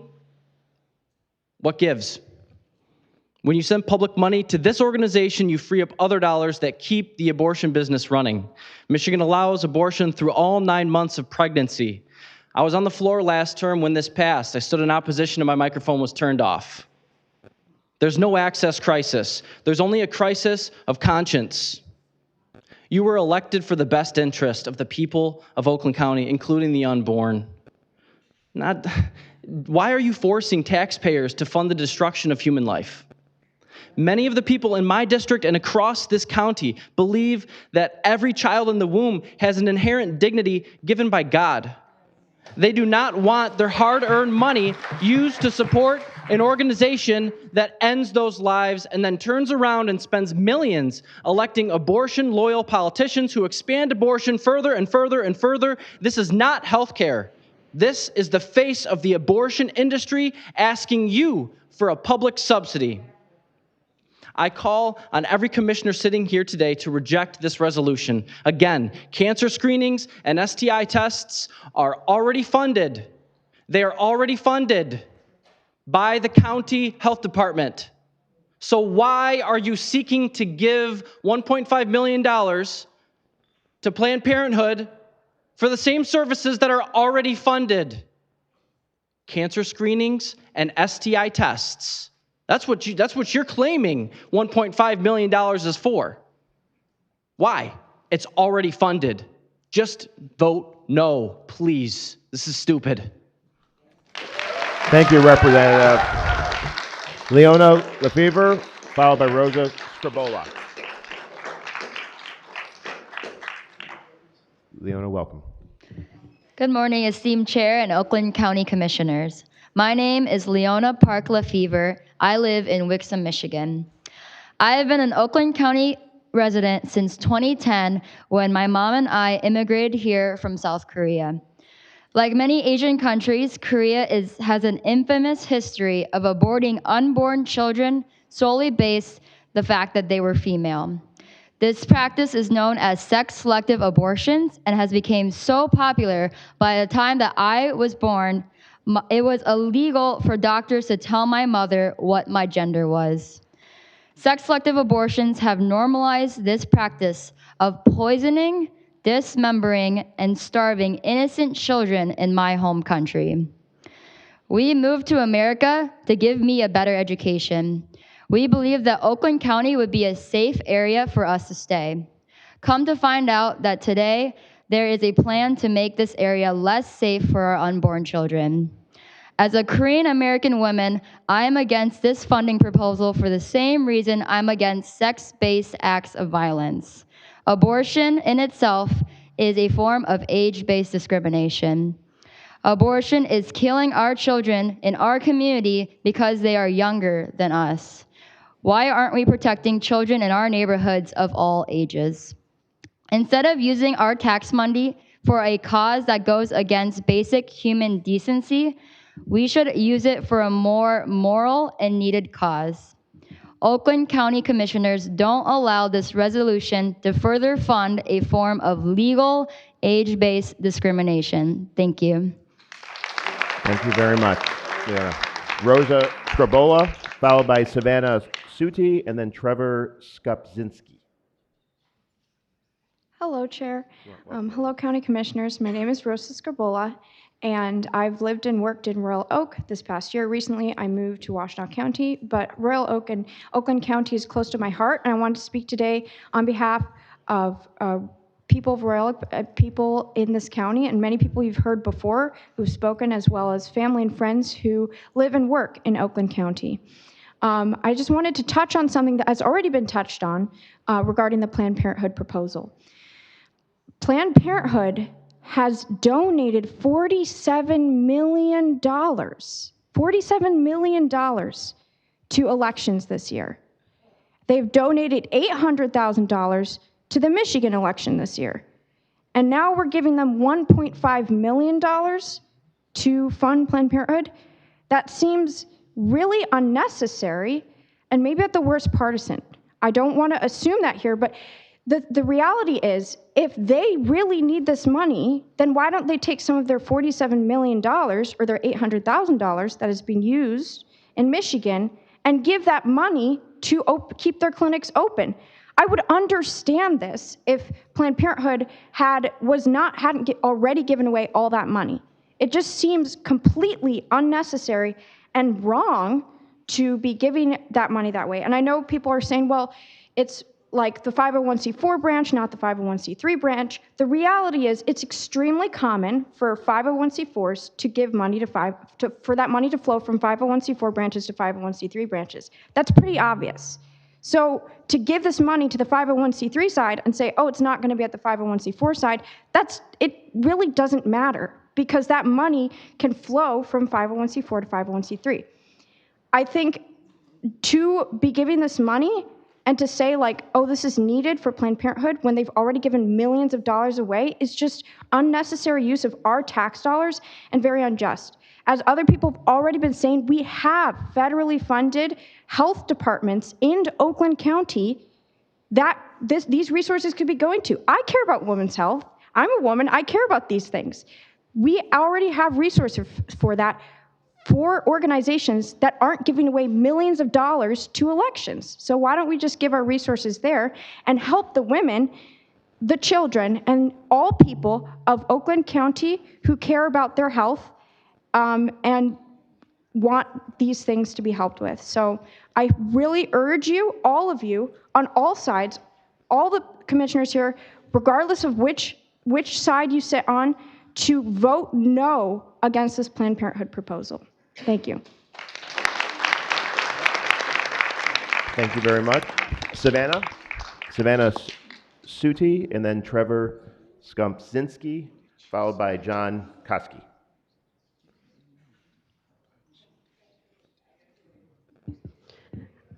Board of Commissioners, I'm Savannah Sutty. I'm here to comment on the proposal to allocate $1.5 million in Oakland County funds to Planned Parenthood. As I read through the county press release, I noticed that this proposal emphasizes providing Planned Parenthood clients with a variety of services, one of which is reproductive health care, which we all know is a euphemism for abortion, so we don't have to pretend like we don't know that. Even though abortion is just one of their services, one glance at Planned Parenthood's website shows that this is their most marketed product. Also, I would never trust an organization that kills babies to provide me and my baby prenatal care, as some has mentioned. I will ask you then, if the purpose of this funding is truly to provide STI testing and treatment, cancer screenings, wellness exams, and so on, then why is the county needing to fund Planned Parenthood specifically? Oakland County, as it has been mentioned, already operates public health services that provide STI testing, diagnosis, treatment, and counseling. And there are other organizations such as pregnancy care centers that provide free pregnancy testing, ultrasounds, counseling, and material assistance for mothers and babies. This proposal clearly has an objective to fund infanticide. We must consider the moral implications of government funding.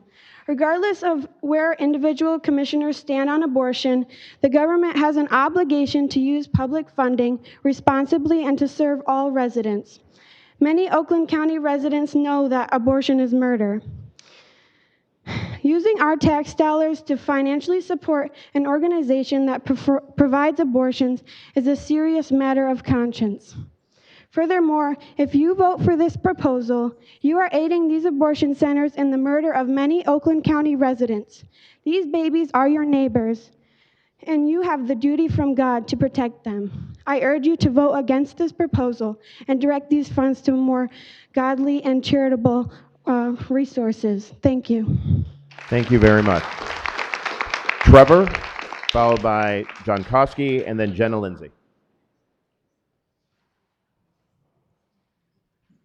Good morning. My name's Trevor Skumpczynski. I'm a resident here in Pontiac, Michigan for a little over a year now, and previously from Wayne County. I just want to say that I'm very grateful to the services that the commissioners have provided here. Since I've lived here, a lot of work has been done at the local park that's near to me, Bodette Park, and I'm just very pleased with the services here. So I'm grateful to you guys and for hearing us here. I just want to echo the sentiment of a lot of other residents here that it's not necessary that we support an organization like Planned Parenthood. These resources do already exist here in the county, and they exist from organizations that are not biased in their political support and the agendas that they support. And they're also not in support of what's been said, the brutal act of abortion. Those of us that are here that were born before 1973 had their rights protected by federal law and by state law. And then those who are born after that point, life was chosen for them. by someone else, and their life was sustained. And what I would call the commission to recognize today is that God is good, and that He's provided everything that we have here in this building and the roof over our heads, and He's breathed life into you. And we have a responsibility, having been given that privilege, to be a voice for the voiceless, as it was quoted from Proverbs 31:8, and the most vulnerable in our community, which are children in the womb, and to stand for their right to experience the blessings and the privileges that we here experience today. So I just would call you to recognize also that God is just, and that we have an advocate in the Lord Jesus Christ, that while we were yet sinners, He died for us, and where we deserved death because of our sin, He gave us the gift of eternal life. And so in gratitude, in obedience to our loving Father, we need to say no to this proposal. Thank you very much. Thank you very much. John Koski. John Koski, followed by Jenna Lindsay. Jen, yeah. Oh, okay. Okay. Jenna Lindsay then.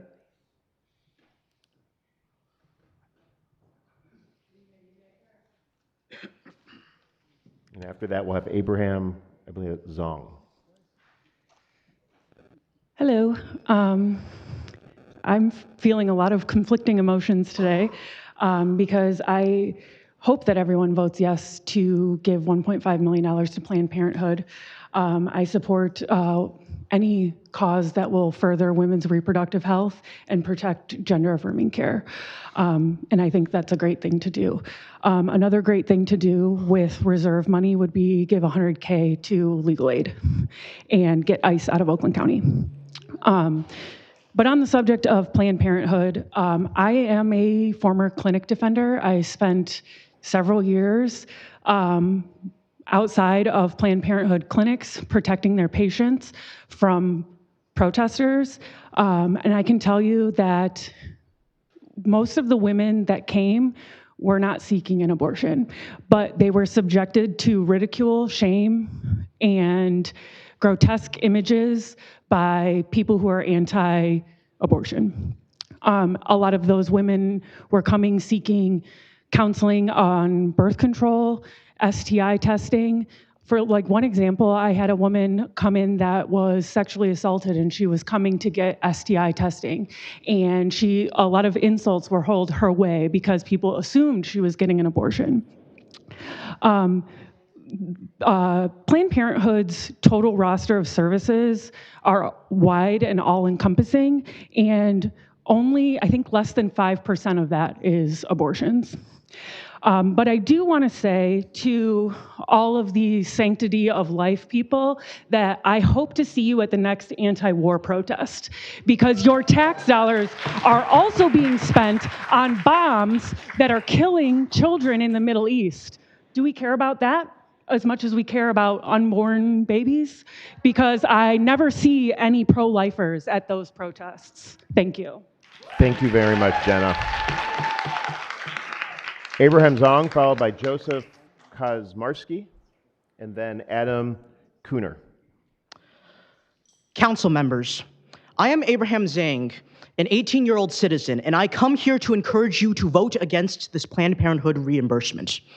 Many have already come to speak on this issue with respect to cost, efficacy, and ethics, but I will not belabor what others have already said. Instead, I implore you as a recent citizen who is as concerned as any in his generation about the health of our democracy to consider one of your chief duties as an elected official, to represent all citizens of this county, not just the majority and not just those who voted for you. Benjamin Disraeli wrote in his novel on the tumultuous society of 19th century Britain of, quote, two nations between whom there is no intercourse and no sympathy, who are as ignorant of each other's habits, thoughts, and feelings as if they were dwellers in different zones or inhabitants of different planets. This is no longer fiction from another century. This is our current reality as a city, as a county, and as a nation when it comes to political polarization. The heated issue of abortion before us today proves to be no exception. If you use the government to, in effect, force the morally opposed to fund what is to them gravely evil, you cease to represent all of us. Many citizens, including those gathered here today, and the over 223,000 in this county alone who voted no to Prop 3 in 2022, will be alienated. Some whom I know would rather move than stay where they must fund abortion. In an age and country where some talk of a national divorce and others don't rule out violence to achieve political aims, ask yourselves, will advancing this really represent all of your constituents, or will it only light another match to feed the funeral pyre of what was once the country for all citizens of every creed, religion, and background? Now, healthcare is, of course, this county's prerogative, but few here would oppose better quality health insurance or the construction of new hospitals, or even just to give this money back to citizens in tax cuts to fund on their own terms. Hundreds of thousands, however, would be left alienated and without a voice if you accede to this. They may not constitute a majority to vote you out, but they are just as much under your care as their representatives. Council members, history may not necessarily remember your names, but it will remember your actions, perhaps for years to come and in much grander ways. Vote against this measure, vote for choice and conscience, vote against division, vote for unity. Thank you. Thank you very much. Joseph Kosmarski, followed by Adam Kuhner, and then Josiah Cook. Good morning. My name is Joseph Kosmalski. I'm 17 years old, and I'm a resident of Ypsilanti. I'm a long way from home for one reason. I want to speak plainly about Oakland County's decision to give $1.5 million to Planned Parenthood. As a Roman Catholic, this decision violates my conscience, but I'm not asking you to agree with me simply because I'm Catholic. I'm asking you to look at this as human beings. I believe an unborn child is a human life, not a clump of tissue, not a political talking point, not a problem to be disposed of, a child. And every child is valuable. That is why I cannot sit quietly while $1.5 million of public money goes towards Planned Parenthood. If taxpayers are being forced to fund something, that money should serve the entire community, not an organization whose political advocacy many taxpayers oppose. Planned Parenthood has political organizations involved in grassroots organizing, legislative activity, and electoral activity. It has also announced plans to invest more than $47 million into the 2026 election cycle. So why should taxpayers be required to financially support an organization whose political agenda they may fundamentally disagree with? But there's something more important than the money. There's the child. We protect vulnerable people. We protect children after they are born. So why should that protection disappear because a child is in the womb? Think about that child as a human being, not as a statistic, not as an argument, and not as a political issue. That child cannot speak for themselves. That's why I'm here, to speak for them. We should not decide that someone's life has no value simply because we don't want it. As a Catholic, I believe every human being is made in the image and likeness of God. Look at the most valuable person in this situation. No one has absolutely no voice to tell these children they are not valuable. Ask yourself, does that child deserve dignity? Do they deserve protection? I believe we should support mothers and provide real help to women facing difficult pregnancies, so abortion never feels like their only option. If we truly believe every human life matters, we cannot be silent when the most vulnerable among us have no voice. Please, do not force taxpayers to violate our conscience. Council members, those who are here, I'm asking you, please, look into your hearts, look into your minds. Think of these children. Over 100 a day are being murdered in Michigan because they are seen as disposable objects. Human beings are valuable. I know each and every single person here is wanted, not by me or your parents, but by Christ, in Christ alone. So please, vote against this. Thank you very much, sir. Adam Kuhner, followed by Josiah Cook, and then Samantha Hunt, followed by Mandy Wills. Or Wilson. Good morning, Mr. Chairman. I want to thank the Oakland County Board of Commissioners for commencing this meeting with prayer and for giving us an opportunity to speak to this issue in in a safe and peaceful environment. My name is Adam Keener, and for more than 14 years and counting, I've been pastoring the Southfield Reformed Presbyterian Church in Oakland County, founded in 1834 and home of the Underground Railroad. I've never voted for Donald Trump, and in my opinion, the big beautiful bill is more big than beautiful. Also, I'd like to say that I'd be happy to receive an invitation to an anti-war demonstration on behalf of the atrocities in Gaza, but so far I never have. Today I want to speak on behalf of the many Oakland County pro-life Christians who can't be here because they're working hard to support their families and pay their taxes. People who may disagree with the outcome of the 2022 ballot proposition, but who pray for this county and deeply respect what you do. In 2012, I wrote a letter to President Obama regarding abortion policy and received a reply from the Oval Office with his signature explaining that abortion is a matter of faith on which Americans disagree based on their differing faith perspectives. I agree with President Obama. Please don't use the common resources of this county to take sides in this intramural conflict of faith and religious morality. Please don't give $1.5 million to an organization that has spent far more than that on partisan political contributions. They don't need our money. This is not about cancer or STD screenings. Such rhetoric amounts to little more than a smoke screening, since all of these other services are available elsewhere. There are so many other unifying causes that deserve our attention, such as the fight against human trafficking. Let's join together to fund those causes, liberating women in need from unthinkable oppression, and allowing the supporters of Planned Parenthood's faith-based political agenda to support their own partisan agenda, just like all the rest of us.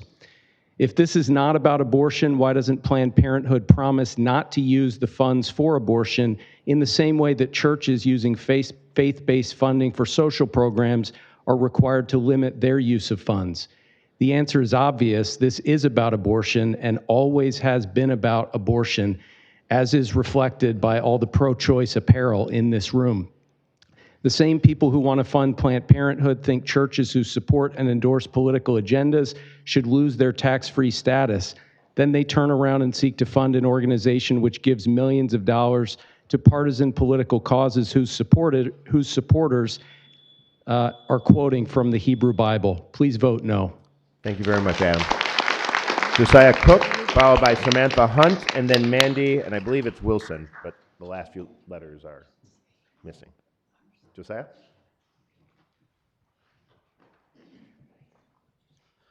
Good morning. Thank you, Mr. Chairman. My name is Josiah Cook. I live in Detroit, but I'm an ancient languages teacher in Bloomfield Hills in Oakland County. I would first like to say that I speak against the resolution to fund Planned Parenthood with the $1.5 million because abortion is a great evil. It's a sin against God, and it's a sin against neighbor. And it's an evil that brings judgment upon nations. It's an evil that brings judgment upon individuals. And anyone who would support such an organization that murders innocent children will receive the judgment of God. The scriptures say that it's appointed a man once to die, and after this, the judgment. Each of you sitting here will one day die. Over 100 people a day die, even in car accidents in our nation. Then you'll stand before God, and you'll give an account for your decision made here today. And you will be justly cast into hell for eternity if you would vote to support Planned Parenthood. That is a sin against God. And yet I would also say that God is so gracious. The Lord Jesus Christ is such a great Savior that he saves even those who are murderous in heart. He saves even murderers. And if you come to him in faith, he will save you, and he will restore you and forgive your sins. I would also like to say that as someone who reads Greek and Hebrew, I teach Greek for a living. What was said earlier about Hebrew and conception is just verifiably false. Psalm 139, Jeremiah 1 were quoted earlier. Those are clear passages where life is there in the womb. God knows Jeremiah from the womb. David is knit together there in the womb. So those are lives that we ought not take, and that God will hold people accountable for that support such action. I would also agree with things that have been said before, that maybe I'll appeal to a belief that I think you share, that the religious consciences of the residents of Oakland County should not be forced to allocate their money to a cause that they are religiously convicted against. I trust that you would share that the residents of Oakland County should not be required to act contrary to their religious convictions, whatever they might be. To force the residents of Oakland County to give their tax money to fund Planned Parenthood would be to do exactly that. You would be forcing people to act against their religious conviction, against their will. Thank you for your time. Thank you very much. Samantha Hunt, Mandy, then Emily Mahon, and then Jonah Lyon.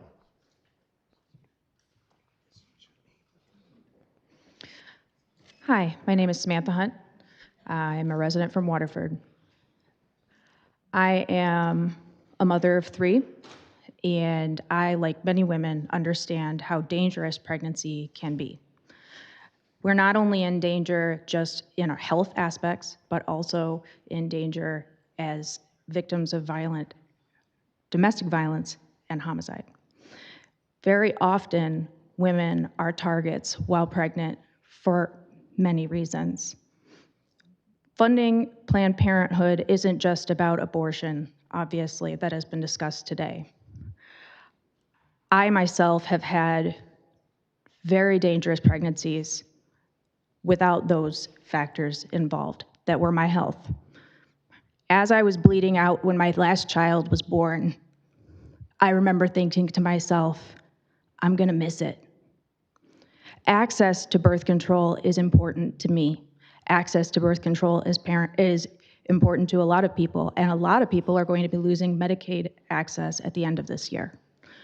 They're going to be losing even more access at the end of next year. More healthcare access is better than less. I have so much more I would like to say, but I'm truly dismayed that so many people have to come here and share such personal stories in order to get the attention of the board. That's not fair, especially since we ask for funding for such smaller amounts, like getting ICE out of our community and legal aid for immigrants, when we're told that immigrants don't need money for legal aid because Oakland County Legal Aid Clinic isn't asking for it. Access is an issue at many levels in a lot of ways. Access to healthcare, access to legal aid, access to food. We have to care about life at all levels.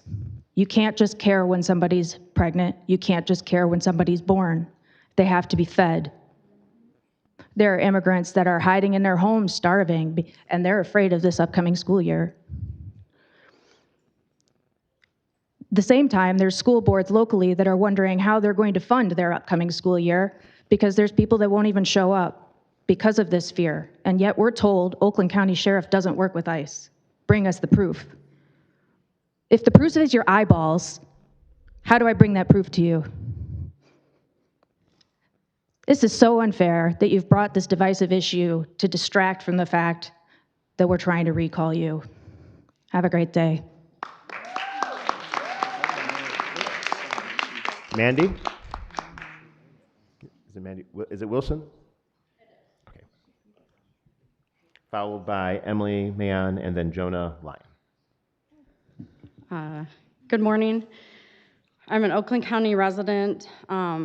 This is my first time at a meeting here, and I sat through and we went through an invocation prayer, and then we did the Pledge of Allegiance, and we said, and with liberty and justice for all.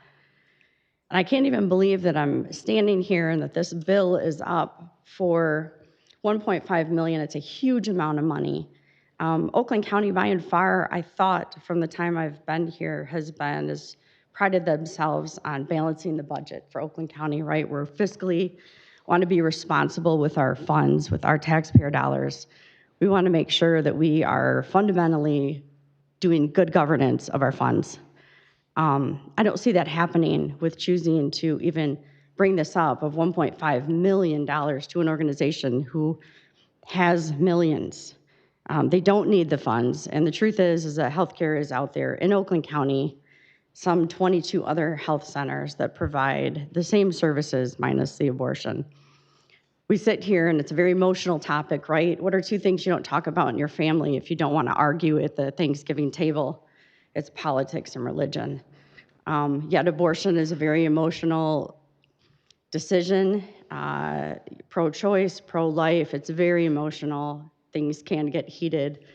And we can't take all of Oakland County and say that everyone would support this because it would go against our moral compass. I would ask that you vote no for this because you represent all of Oakland County residents. That's Republicans, Democrats, Independents, everyone. Not all of us share the same religious beliefs. Not all of us share the same political beliefs. We shouldn't have taxpayer funds go for an organization that is highly political. They make no bones about it. They are choosing one side, and they're very out loud and outspoken about that. So it is a vote yes is a vote for Democrats. It's a vote against babies, which goes against a ton of Oakland County residents. So you can't support all of us in that decision. But what about the seniors? What about coming up with something, let's put some money into a senior program, nonpartisan. What about transportation? God forbid we put any money into Michigan roads. Ask any truck driver. We're the worst state ever. Like, let's put our money into something that affects everyone. And our cars, like the road, just putting money in the roads would help everybody's car last a little bit longer. Yet we're replacing our car every 2-3 years because we just hit a pothole. So please vote no, and let's use some fiscal responsibility and spend our money on something that affects all of us in a great way. Thank you. Thank you very much, Mandy. Emily Mahan, followed by Jonah Lyon.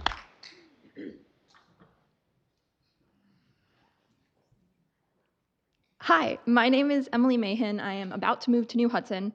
I am here because I know without a doubt that this proposal to allot money for Planned Parenthood reimbursements would not be a logical use of county money.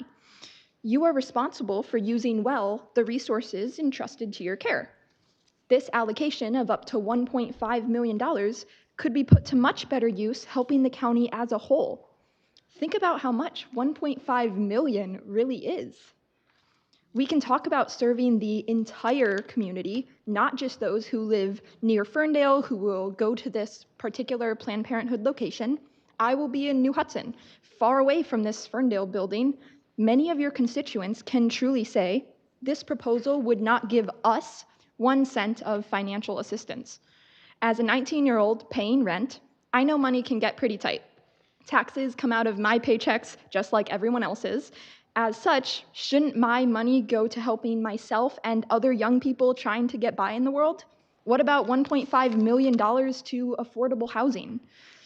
Just like I don't think we should simply hand government money to millionaires, I don't think we should simply hand government money to an organization like Planned Parenthood with millions of dollars at their disposal.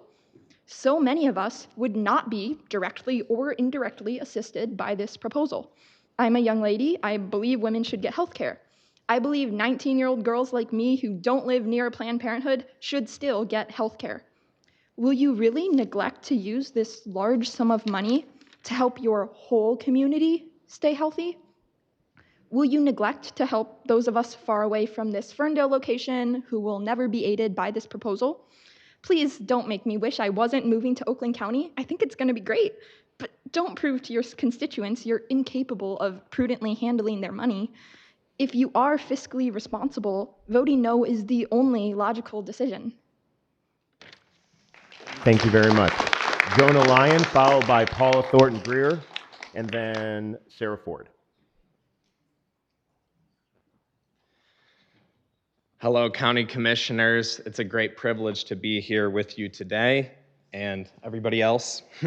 My name is Jonah Lyon, and I'm here on behalf of my best friend CJ Thompson, who's a resident in Clarkston. I live right on the border in Northville, and I'm a father of 2, and he is a father of 3.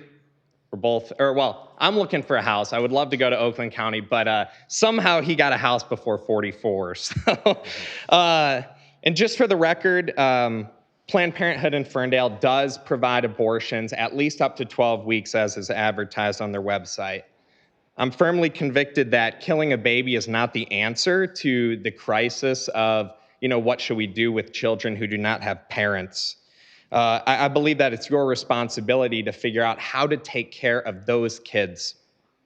I want to ask you to please not approve this disbursement of $1.5 million to Planned Parenthood. They're just too political. It's already been stated how much money has been given to them nationwide and also here in the state of Michigan, which does benefit the Democratic Party. A lot of constituents do not support that. I'm sure if the shoe were on the other foot, there would be a lot of outrage as well. I think a better solution would be care for the homeless, something like affordable housing. And this would make it so that the residents that live here in Oakland County who are religious or more conservative do not feel as though their conscience is being heavily violated. The fact is there's 3,415 abortions that were procured in Oakland County in 2023. This is per the abortion files of the MDHHS website of the Michigan government. Novi High School has over 2,000 students, and Bloomfield High School has about 1,500 students. In 1 year alone, the population amounting to the number of abortions in these high schools is equivalent. This is the progeny of Oakland County. Many people oppose this happening each year. Mind you, this happens each year. People do not want their consciences violated over something like this, and so again, I call you please to support something that everybody can agree on, helping the homeless. I passed a number on the way here. They're hurting for food, and people like me need help getting a house. I'm a young father. And this is from Cole Thompson of Clarkston as well. Thank you. Thank you very much. Paula Thornton Greer, followed by Sarah Ford, and then Genevieve Marnon. Hi, thank you. I'm Paula Thornton Greer, pronouns she, her, President and CEO of Planned Parenthood of Michigan. Thank you, Chair Woodward, and to the board for bringing forward a pragmatic investment in Oakland County's healthcare infrastructure. The reality facing safety net healthcare in 2026 is sobering. Federal funding cuts and rising operational costs are squeezing local providers nationwide. Local government cannot solve that national crisis alone, but leaders can protect essential services in their own backyards. In the past year, Oakland County residents accounted for over 6,000 health center visits across our network, with over 4,100 at our Ferndale Health Center. These are, as you've been hearing, working families, hourly wage earners, students, Medicaid recipients, and uninsured residents.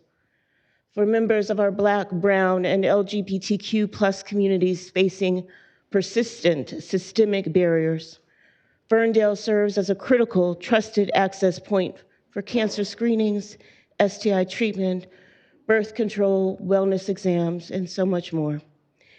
Because you see, at its core, health equity is not an abstract policy goal. It is about whether people can access essential care in their own community, or if a zip code and income decide who gets left behind.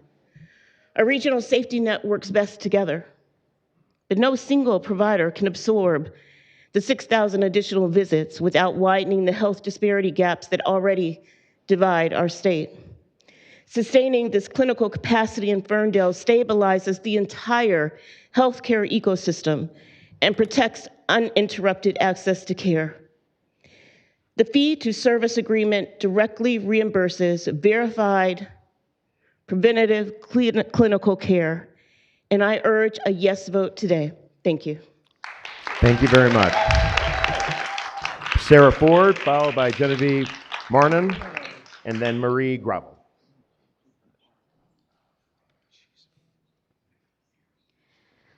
My name is Sarah. I'm a resident of Madison Heights, and I'm pregnant with my daughter, Emma. Abortion is a grievous injustice done to the youngest and most vulnerable members of our society against children my own daughter's age. It is horrible enough that this is happening in our county, let alone that it is illegal. So it is inconceivable that Oakland County would use my tax dollars to support this killing. If this commission truly cares about providing services and care for Oakland County, which I believe you do, you will allocate this $1.5 million towards one of the many centers that provide care without killing children, like Crossroads Care Center in Auburn Hills, which provides those services for free or low cost and cares for both mother and child without judgment. Others have spoken today about services Planned Parenthood provides besides abortion, but good deeds don't undo or erase the bad, and we should not be supporting an organization that intentionally kills even one child, let alone the thousands of killings performed by Planned Parenthood. Instead, allocate money to increase affordable healthcare services at these other centers, because the fact of the matter is that if this money is given to Planned Parenthood, more children will die in Oakland County. Children who should be in my daughter's class and those of her future siblings. Children who will be missing from the playground, her soccer team, and birthday parties. Children who should be laughing, playing, and learning, who will instead be dead, who won't even be given the dignity of being buried, but instead will be treated as mere medical waste. These children have a right to not be killed, and the most important function of the government is to protect that right for all people. Please do not use our tax money to contribute to this injustice. Use it instead to provide real services for the community, which is something that every person in this room wants. Many of us may still disagree on the issue of abortion, but we are united in our desire for ensuring that our citizens have access to care. So use our tax dollars for that, rather than endorsing abortion by funding Planned Parenthood. Thank you. Thank you very much. Genevieve Marnin.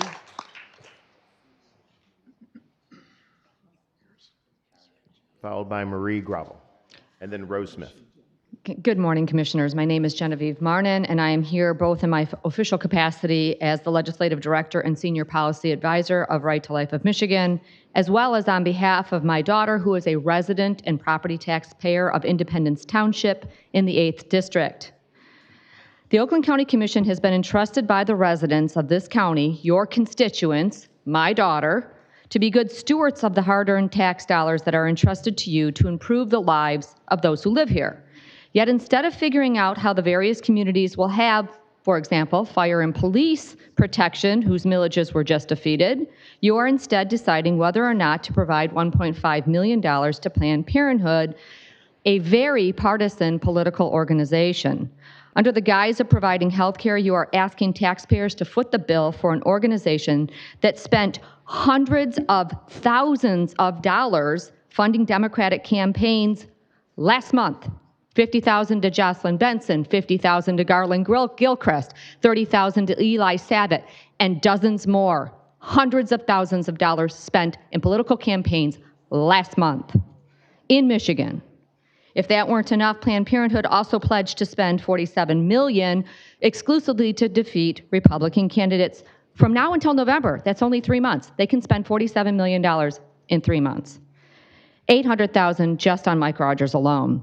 This proposal doesn't even meet the most lenient ethical standards and is really an insult to your constituents.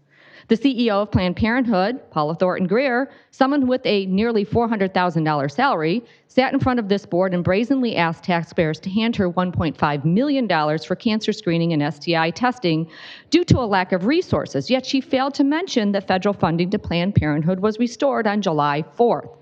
And that based on their own annual reports, breast exams are down 80%, contraceptive distribution is down 40%, but abortions continue to increase. Moreover, the state budget, which just passed, included $2.7 billion for healthcare alone. That's taxpayer money going to fund county health departments. County taxpayers are already funding the health departments which offer sexual and reproductive health care. If these residents need additional services, then take that money to expand your health department, not funding a political organization. Planned Parenthood's relentless campaign for taxpayer funding is especially insulting in the midst of a midterm election where they've already spent thousands and pledged to spend millions more. Planned Parenthood clearly has no lack of resources, they just have a lack of priorities. Regardless of whether Planned Parenthood health centers are legally separate from their political arm, they have proven they have resources. The question isn't about which political party you prefer or support abortion, or if you support abortion. The question is, are you going to vote to increase taxes in order to spend money to a political organization. Thank you. Thank you very much. Marie Gravel, followed by Rose Smith, and then William Asher. Good morning. My name is Marie Gravel, and I'm a resident of Oxford in Oakland County. I'm wondering what the motivation is to have brought this proposal forward to spend $1.5 million to Planned Parenthood. I'm here to encourage you to vote no. And why would this even be up for consideration? And why can't Planned Parenthood fund their organization independently, as over 150 pregnancy resource centers do across Michigan? We've got over 100 pregnancy resource centers in Michigan, and they fund themselves with their own campaigns, their own independent fundraisers. Why can't Planned Parenthood do the same thing? And also, I would like to just say, what would happen if you voted no for this? We already know, based on what Josh Shriver said and what Genevieve just said, there's plenty of money out there to fund all of these 22 health centers and the 2 Oakland County health clinics. So all of these concerns about the services that Planned Parenthood provide evaporate. They're already covered. What would happen if you vote no? You can use that money for senior citizen activities, for schools, for other things that are necessary, the roads, so many things that would be better governance, better use of our taxpayer funds. And that's all I have to say. Thank you. Thank you very much. Rose Smith, followed by William Asher, then William Brown, and then Yvette Carson.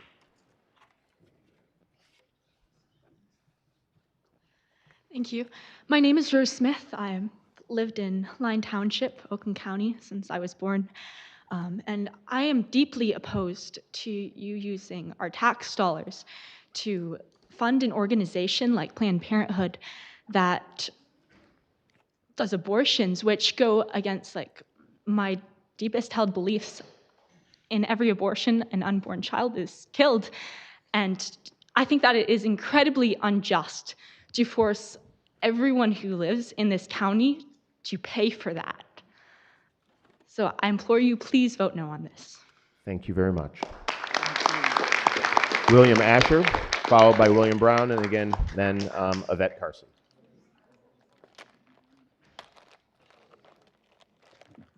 Hello, my name is William Asher. I live in Royal Oak. I want to commend the Commission for bringing this issue up for a vote to support Planned Parenthood.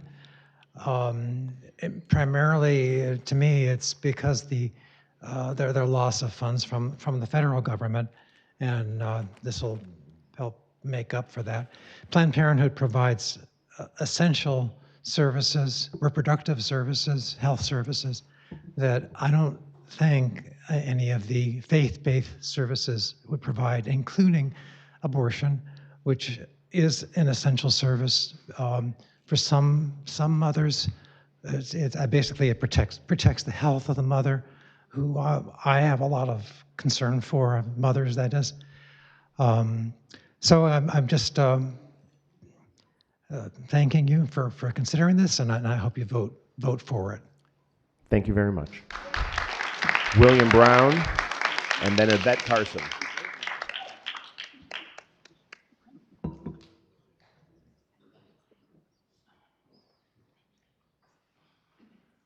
Hello, my name is William Brown.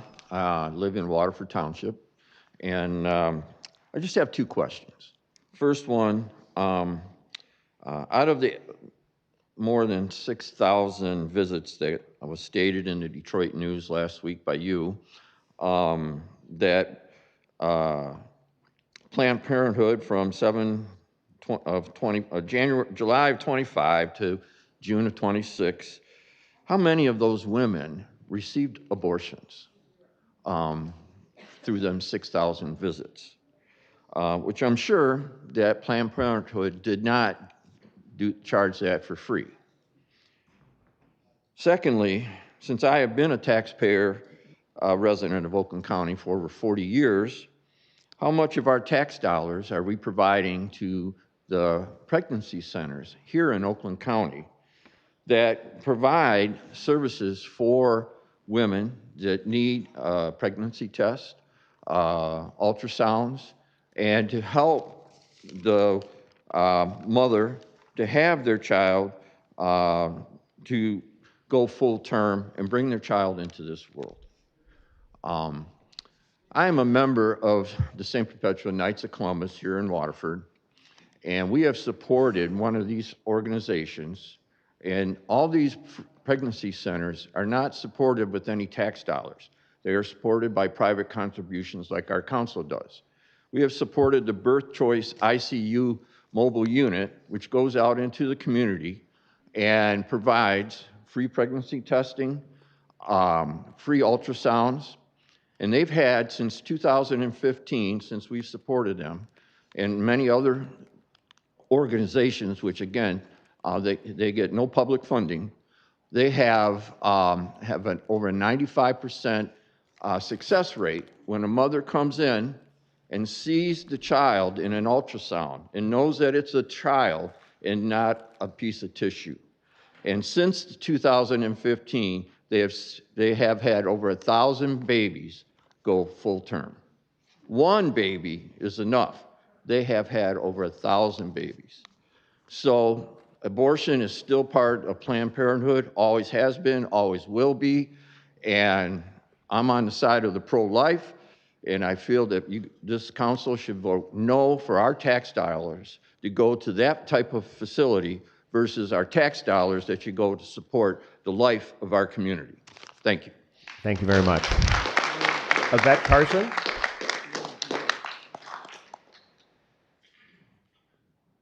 Good morning, everyone. Good morning. At the sound of my voice and all those that should be at the sound of my voice. I would like to ask a question. What if your mother and father had said no to you when y'all was an imminent, when y'all was in her stomach? What if your mother and father had said no to you? What would y'all wouldn't even have to say, right? Well, my thing is, that money's not going to only go to abortions. When I had 3 kids, I had one, the doctor wasn't knowledgeable before that cord wrapped around my daughter's neck. 2, one went in my tube. They told me that it could make it, and it couldn't make it.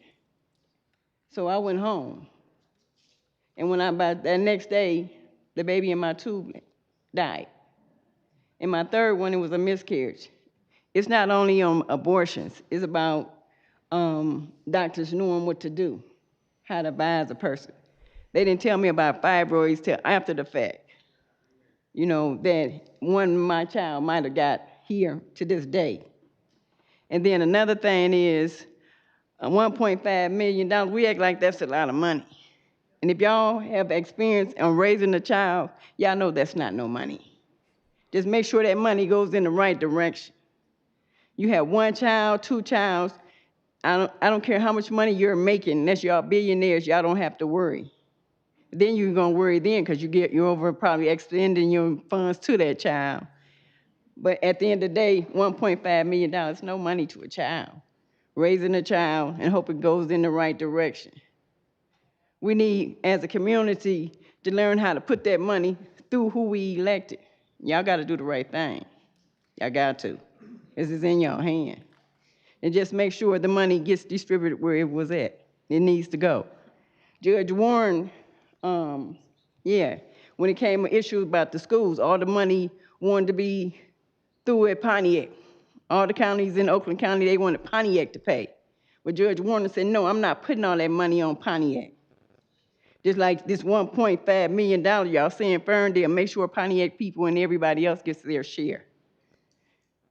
Make sure that each child that's coming or should come, maybe they need to be educated, the younger mothers, because they don't have, I'm 66 years old. The average woman to this day doesn't have the teaching that I had when I was a child, the value of a child, because it's a child having a child. And they're scared anyway, not knowing what they're doing. But we need to put some money that way to teach them. I had a child, not my child, it was my sister's child. She had a baby at 10 years old. But that baby's a professional basketball player, her son's son. So let's put that money in the right direction. Thank you. Thank you. Thank you very much. So those are individuals that have signed up. A lot has been said, maybe not by everybody, but if there's anybody else that wants to speak during public comment, if you could just line up by the mic and I'll recognize, and please keep your comments to 3 minutes so that everyone can get an opportunity to speak. Texas police last year used 83,000 cameras to track a woman who got an abortion outside of Texas. Can you state your Their name? goal was to arrest her and put her in jail because Texas passed a law that said you can arrest someone for that, for getting an abortion in another state. So thank you, Dave, for putting reimbursement money towards Planned Parenthood. But also thanks, Dave, for spearing the military surveillance drones that will be used to track everyone that uses their services. Wait, that doesn't sound right. If you care about people's autonomy, why is it only when they are in the one Planned Parenthood office in Oakland County? Because as soon as you step out of that office, you have no autonomy over being watched and surveilled by flock drones. And I can state my name afterwards. There was no need to interrupt me like that. My name is Miriam, and I live in Troy. Thanks. Thank you. Hello, Commissioners. My name is Kevin Piku. I am the legal director of the Pontiac Legal Clinic that is sponsored by the Southwest Detroit Immigrant and Refugee Center. I'm here speaking in favor of the resolution to put $1.5 million into essential services, health services here in Oakland County. I know only too well what happens when federal funds are cut and essential services are not available to Oakland County residents. This morning, I was in court with an 8-year-old from Waterford Township who has lost his attorney because federal funds for legal services to immigrants and refugees have been cut. If Oakland County has sufficient resources to support essential health services, like with Planned Parenthood, is it too much to ask them also to put $100,000 into legal services for immigrants and refugees who do not have any options, like the 8-year-old in Waterford Township? I ask you to look into your hearts. If this is a priority, remember there are other Oakland County residents that need essential services, including legal services. And I ask that you provide the services, and hopefully my clinic in Pontiac and the First Presbyterian Church will also benefit from that. Thank you. Thank you very much.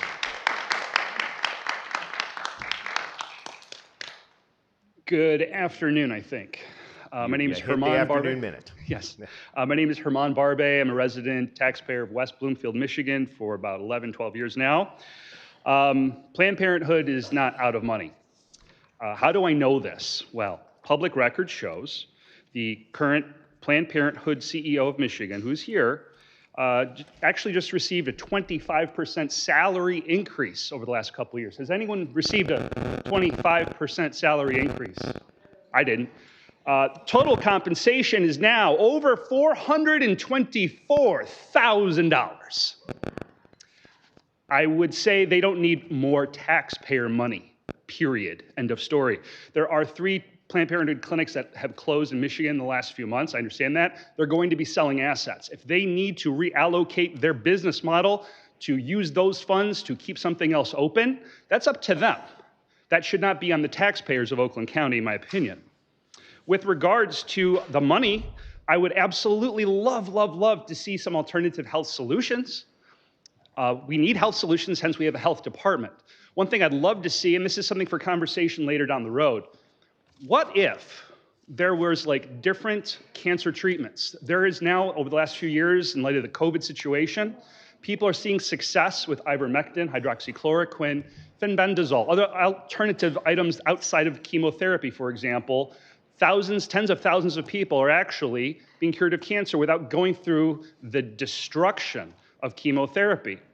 I would love to see 1.5 million be allocated towards alternative cancer therapies for Oakland County residents using our tax dollars for something that's actually proactive, that's actually helping. We already have, and Josh Shriver already spoke on this, who's here representing the Michigan State House of Representatives. It's already in the funding. So we don't need to use this 1.5 million towards Planned Parenthood in Oakland County because those resources are already covered. I want to say thank you for your time and vote no. Thank you. Thank you very much. Good morning. My name is Mia DeCircio, and I am a resident of Oakland County. And I strongly support the emergency funding resolution for Planned Parenthood and want to thank you for considering it. The closure of clinics in Warren, Livonia, and Lansing has already created a healthcare desert for many people in Southeast Michigan. If the Ferndale Clinic closes, thousands of Oakland County residents will have nowhere to go for preventative care. This contract ensures taxpayer funds are used strictly for vital wellness services like cancer screenings and contraception. Investing in public health saves lives and reduces long-term county costs. I urge the board to vote yes. Thank you for your time. Thank you very much.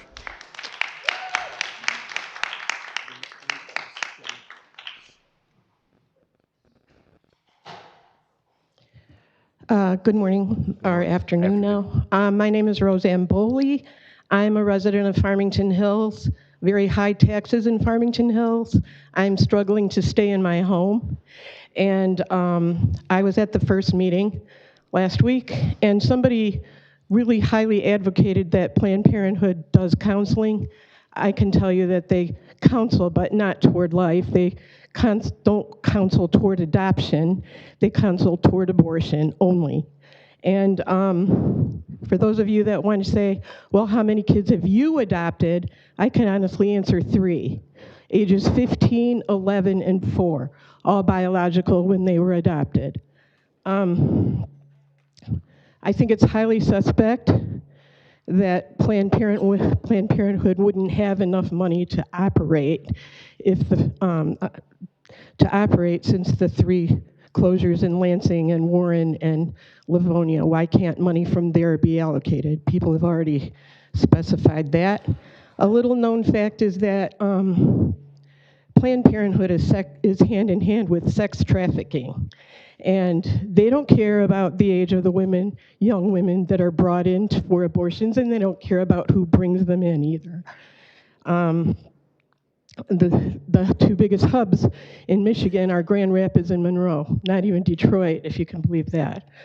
They're not truthful about their statistics, and I know personally that they lie about healthy ultrasounds because I did volunteering at one of the wonderful pregnancy resource centers in Oakland County at Mother and Unborn Baby Care, and I know that women came from the facilities that lied about their ultrasounds, and they were told the truth at Mother and Unborn Baby Care that their babies were healthy.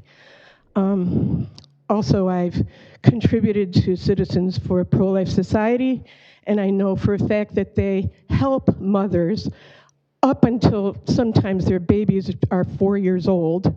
They contribute money for rent for apartments. They contribute cars so the women can get to jobs. Don't let anybody tell you that they don't care about mothers. It's ridiculous. Also, I had a friend who died when we were high school students. That's when we first met in high school. In college, she had an abortion. She went from this abortion to severe depression. She tried to take her own life by stabbing herself, which is unusual for a woman. It was a miracle she wasn't successful because she nearly nicked her heart. Anyway, she died of cancer. Guess where it started? In her uterus. Big surprise. Please vote no. Thank you very much.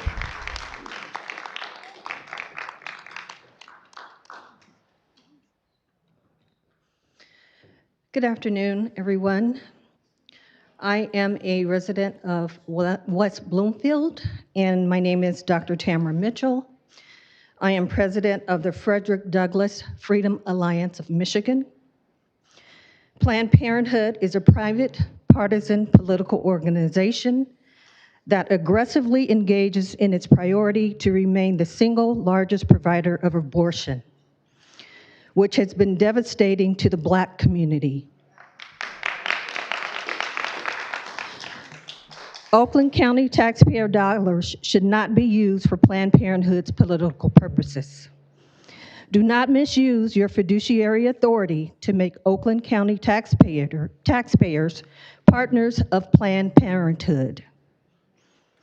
Like all perceived free money derived from the sweat of working people, when it is allocated, a precedent is set for repeated future and larger appropriations. We do not consent to opening Pandora's box and the creation of a vehicle to fund the partisan priorities of Planned Parenthood in Oakland County. As members of this body, each of you have a primary fiduciary duty to protect Oakland County taxpayer finances. Every idea for spending is not a good idea. As community servants, it is your job to act responsibly with Oakland County monies. I urge you to do your duty today and reject this proposal. Thank you. Thank you very much.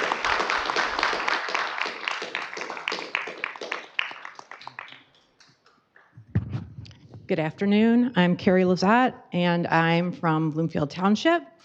And I'm here in support of the funding for the clinic in Ferndale. I think there's a lot of confusion in this room related to what abortion is, the services that Planned Parenthood provides. I've been showing up and helping fund Planned Parenthood myself for many years. I think there's this confusion about how it's funded, and I trust that the commissioners, that you've all done your research and you know what your constituents want. And I'm here today because I went to the Ferndale Clinic during COVID. My daughter, who was a minor at the time, she needed reproductive health care, which is not a euphemism for abortion, and I couldn't go into the clinic with her. And Planned Parenthood was a safe place, safe for me as a mother to send her in on her own to get the information that she needed for the first time. And it was safe for her to be there. You know, teenage girls don't want to talk to their moms about everything. And she came out of there empowered. So I'm here to talk about, I just really want to thank you for considering the vote, voting for it. And it's a safe space for many people, and it's an affordable place for them to receive the care that they need. Thank you. Thank you very much.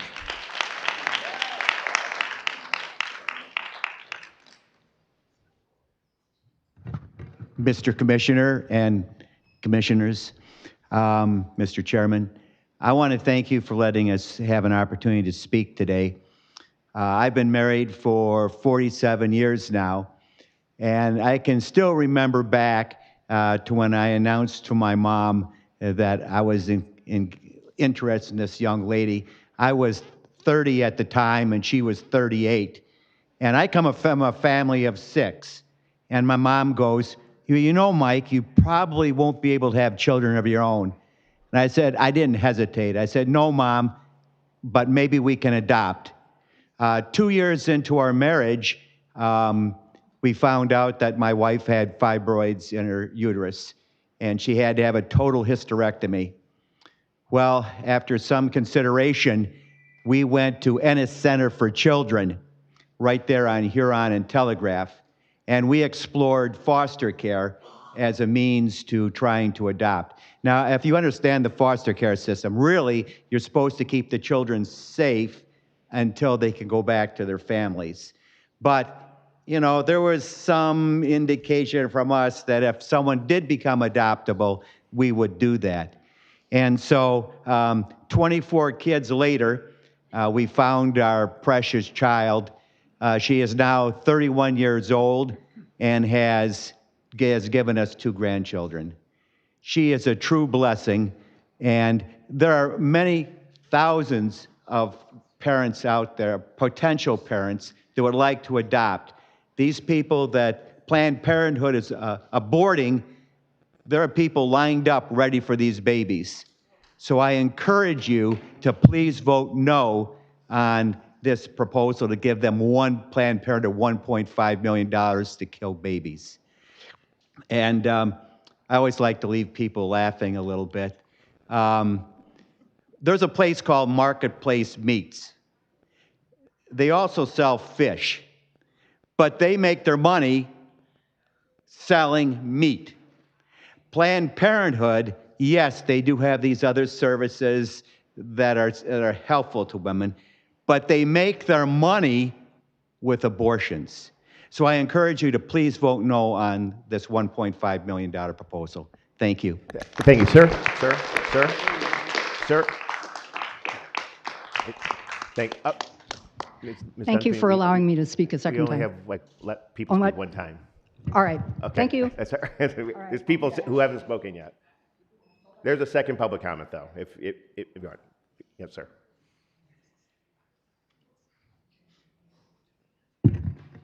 Carl Klug, Rochester Hills. Thank you, commissioners. I am asking for a no vote on the proposal for funding reproductive services. This is a letter from a Preborn, a charity that provides ultrasounds, pre and postnatal care for at-risk pregnant women. Checking my tax records, I donated a total of $750 to Preborn in 2025. But I am not here to ask this body to provide $1.5 million to Preborn, charitable organization. If this body did provide $1.5 million to Preborn, that would show personal preference on the part of this body and appropriation of public funds, opening the door to anybody to request $1.5 million for their favorite charity. I will continue, myself and many others, to provide funding to Preborn out of my own bank account. There is a long-standing tradition in the U.S. and Michigan of not dragging the taxpayer into the abortion business. I would like to call your attention to a piece of federal legislation called the Hyde Amendment, a law that must be renewed every year and attached to federal spending bills. The Hyde Amendment specifies that no federal tax money can be used to perform abortions excepting the usual circumstances. And the Hyde Amendment has become the law of the land each year since 1976. Now here in my hands is Article 1, Section 28 of the Michigan Constitution. This ballot issue 3/2022 defined greatly and expanded who, how, what, and by whom abortions can be sought and performed. Although I disagree with every sentence contained herein, one thing I do not disagree with is the absence of any language whatsoever requiring the taxpayers of Michigan or Oakland County to provide funding for the purpose of performing abortions. The use of public funds to pay for abortions is in fact prohibited by the state of Michigan by the Social Welfare Act, Act 280 of 1939, still in force, which states in part, it is the policy of this state to prohibit the appropriation of public funds for the purpose of providing abortions to a person who receives welfare benefits unless the abortion is necessary to save the life of the mother. Further reinforced in 1987 by PA 59, adding and imposes civil penalties up to $10,000 per. The Michigan abortion funding ban was upheld in court. A 2024 lawsuit challenging the funding ban under Proposal 3 was dismissed in 2025 on standing grounds. The manifest reason of this proposal is to keep Planned Parenthood in business and providing abortion services in Oakland County, and contravenes the state law which this body should be deferential to. If it is the claim of the majority of these commissioners that the $1.5 million proposed grant to the 501c3 Planned Parenthood will not be used to pay for abortions, I submit that the money is fungible and the tax dollars would be materially supporting the operations of Planned Parenthood. Choose life. Thank you very much.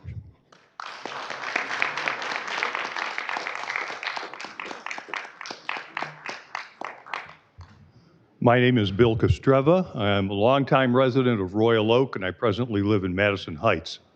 There's been many eloquent speakers here today presenting their various positions.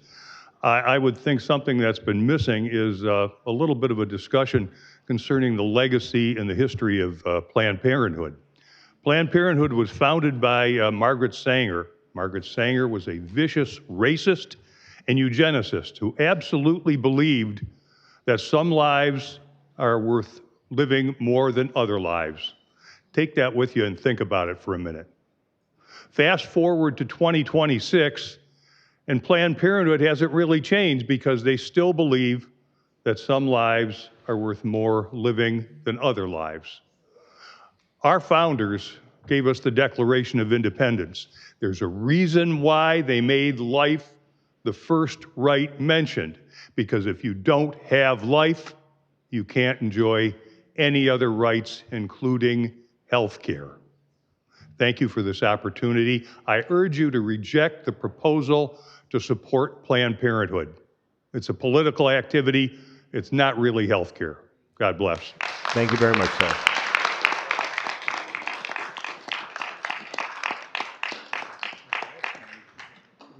Hi, I'm Kimberly Bean. Something that maybe was touched on briefly but hasn't been discussed too much is the rate of suicide or attempted suicide for women after they've had abortions. I know of a woman who had 3 children, and she, in their middle of their somewhere, had an abortion, and she felt so guilty about it that she committed suicide, and those 3 children are without a mother. So it is a very harmful thing. And another thing I'd like to say is, if we take a moment, and I have time, to take a moment of silence and ask the Holy Spirit how he feels about abortion.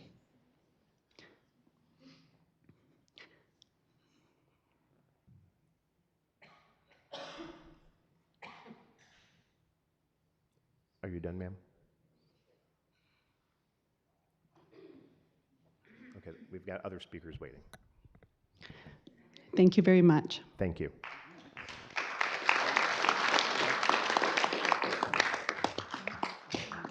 Good evening, commissioners. I always make sure I be last because I sit in here and hear a lot going on. First of all, my name is Veronica Taylor. I live at 160 J. Hubbard Lane, Pontiac, Michigan. I'm very much concerned about abortions. The reason why is Black and brown people in my time and days, I'm 66 years old, we had midwives. We did not have no one to help take care of our families due to the color of our skin. People was not there to take care of us like Planned Parenthood. We did not have it where we was born at home in bed with a midwife with less experience to go on to be able to birth a baby, to help a mother deliver their child, and a young girl to get pregnant to have the tools that they have. Now, don't get me wrong. I am not for anybody getting money to do a political event with parent money. We got enough people in this country that can help a candidate raise money to be have a young great-granddaughter have my first great-grandson. I'm glad it's Ms. Taylor, things please that address they your can comments talk to about. The things that bother me is that you're taking money politically. A lot of these candidates can raise money quicker than you can even get a bite to eat. We need to think about who we're giving our money to and what we're helping. We need to know that because every candidate up here is going to be running for an office. And everybody in here can raise that money themselves. Let's think about where that money going and who's governing the money, because God give us money and train us to be able to govern our money accordingly to be able to return 3 times the fold. So I'm asking you all here to seriously think about it, because see, back in my day, my mother had to have me at home in the bed. And with no help, no medical things, no medicine to help, as I have watched my granddaughter that's about to fly planes for the rest of her life, have her first baby. And I am so glad that it's stuff that they can get medicine to, but we still got to get that money out of politics. Thank you very much. And that will close our first public comment. And we will now move to reports of standing committees. And the very first thing is the consent agenda. And these are items that have gone through the committee process and passed unanimously. Is there a motion to move the consent agenda? Moved by Commissioner Lube, seconded by Commissioner Hoffman. Is there any discussion on any of the items on the consent agenda? Commissioner Smith-Charles, followed by Commissioner Johnson. Thank you, Mr. Chair. All right. So under Economic Development Infrastructure Committee, I just wanted to highlight, because I got the impression that folks might not think we're supporting roads or seniors or the homeless. 12A through 12F are actually road investments by the Board of Commissioners to the tune of about $522,000, so it's about $500,000 to roads in a tri-party method. The second thing is the Lourdes Independent Living, where we are participating in over 30, under the law, participating in over $30 million of bonding to support seniors here in Oakland County. The third thing I wanted to highlight is the Lighthouse project that is supporting 98 beds of non-congregant, which is my favorite type of congregant, is non-congregant, to support our housing challenged individuals with housing opportunity. And I could go on, Hope Shelters, where we are participating in supporting the community. And then last but not least, a sublease with women, infant, and children. So as far as infrastructure and economic development are concerned, I think Oakland County is continuing to lead the way. Thank you very much. Commissioner Johnson passes. Any further discussion on any item on the consent agenda? Seeing none, Mr. Clerk, will you please prompt the vote on adoption of the consent agenda this afternoon?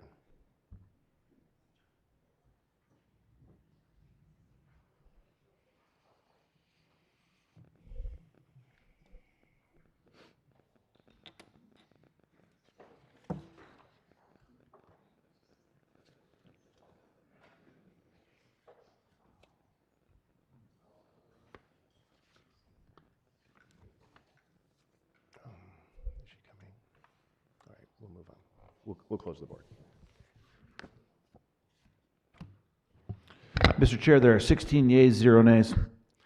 A sufficient number voting in the affirmative, the consent agenda is adopted. And that will now move us to the regular agenda, and I will call up the chair of the Finance Committee to take us through the items of the Finance Committee. Mr. Chair, I have 3 items on the regular agenda for the Finance Committee. Item 16A is Comprehensive Information Technology Service Agreement Renewals. Moved by Commissioner Markham, seconded by Commissioner Hoffman. Is there any discussion? Commissioner Long. Thank you. So originally this came through, I'd like to thank IT for getting me my numbers now. So originally this came through finance a while back, a few meetings back, and there wasn't the numbers for the agreement. So they did provide those, and I appreciate it because like I said, when we're in finance, that's what we do. We look at numbers, and there's no numbers provided. And so they did provide the numbers this morning and came and explained, so I can support this now.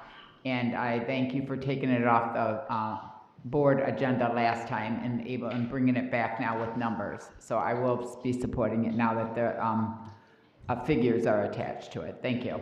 Thank you very much. Any further discussion? Seeing none, Mr. Clerk, please prompt the vote.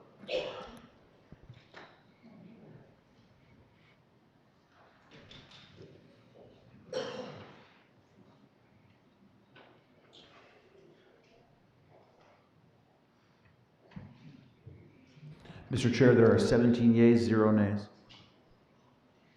A sufficient number voting in the affirmative, the resolution is adopted. Commissioner Markham. Thank you, Mr. Chair. Item 16B is extensions beyond the 5-year term with Marsh & McClellan Agency, LLC, Qualtracs, Environmental Systems Research Institute, Equiture, and Ferguson Enterprises. Moved by Commissioner Markham, seconded by Commissioner Smith-Charles. Any discussion? Commissioner Long. Sorry, I've had a busy week here. So on this in finance, I voted no, and I just think that we are having a lot of extensions for contracts coming, and there is the 5-year one, I think it was, I forget how many millions. So I just want to put on record that I do not want to keep seeing these exceptions to the rules of going out for bids and getting new contracts. So I will still be voting no. It is not necessarily that I disagreed with all of them lumped into this resolution here, but there were a few that were really for high amounts, and I'd just like to see more transparent contracts. So I'm a no still on this, and I would hope that our department takes heed to my no and that these exceptions stop coming to Finance Committee. Thank you. Thank you very much. Commissioner Smith-Charles, followed by Commissioner Cavell. Thank you, Chair. I too echo some of what Commissioner Long has said. However, I will be supporting these today because I'm acutely aware of in particular, Ferguson Enterprises is on every water meter across the country, across the county, and it would be quite cost prohibitive to try to go out and replace those without an increase to ratepayers and taxpayers alike. And then with ESRI, I again understand when it comes to GIS and some of those type of things that the scaffolding that they already come with is something that these departments have to weigh as far as it relates to RFPs.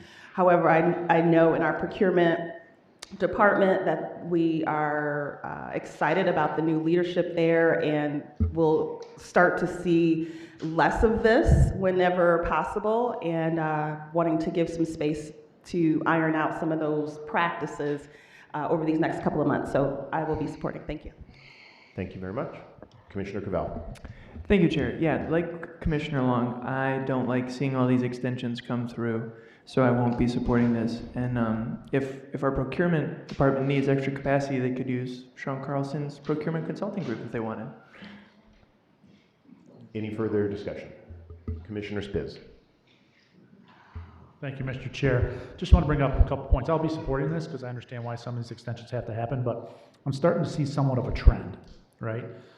During communications, almost every meeting you have grant exceptions that you have to push through. And then we see these 5 years. And if you look within your budget book at the projects, and we found this out yesterday during the budget hearings, there is at least 20% of the professional services contracts in this book that are already expired. So the question is one, how does that happen? And it's in a budget book that we're being asked to approve, right? 2, is there some limitation within procurement, a different department that's driving that? And what does it take to fix it? Because just like everybody else, I don't like to see these exceptions. I like to see everything follow the process, have us review it in detail so we can actually approve it.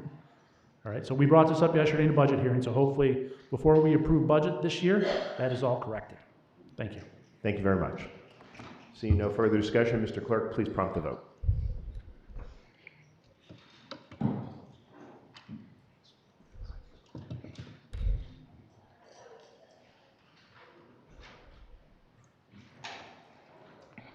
Mr. Chair, there are 14 yeas, 3 nays. A sufficient number voting in the affirmative, the resolution is adopted. Thank you, Commissioner Markham. Thank you, Mr. Chair. The next item is item C, amendment number 1 to the Clemis transfer agreement. Moved by Commissioner Markham, seconded by Commissioner Lubes. Any discussion? Commissioner Miller, followed by Commissioner Cavell. Thank you, Chairman Woodward. So I appreciate the protection of my brothers and sisters in a fellow union organization for the seniority of their wages, their health care, and their vacation time. So I am going to vote yes on this. Thank you. Thank you very much. Commissioner Cavell.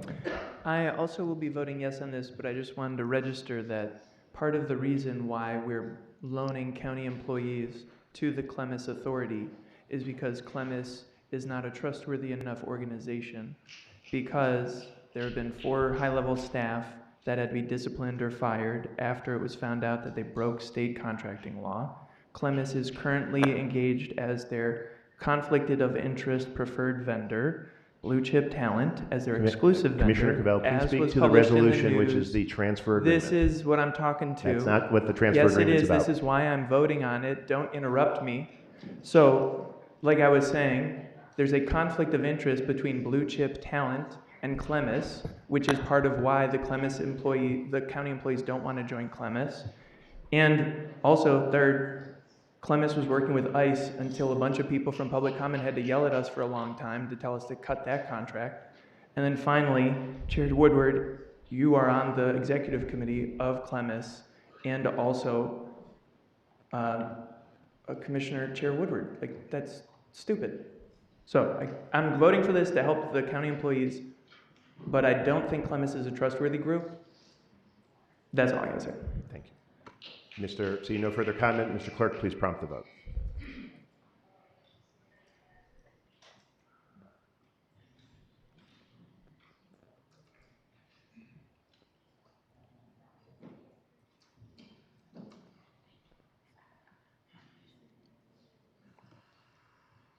Commissioner Nelson?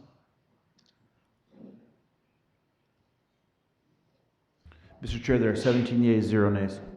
Sufficient number voting in the affirmative. The resolution is adopted. Commissioner Markham.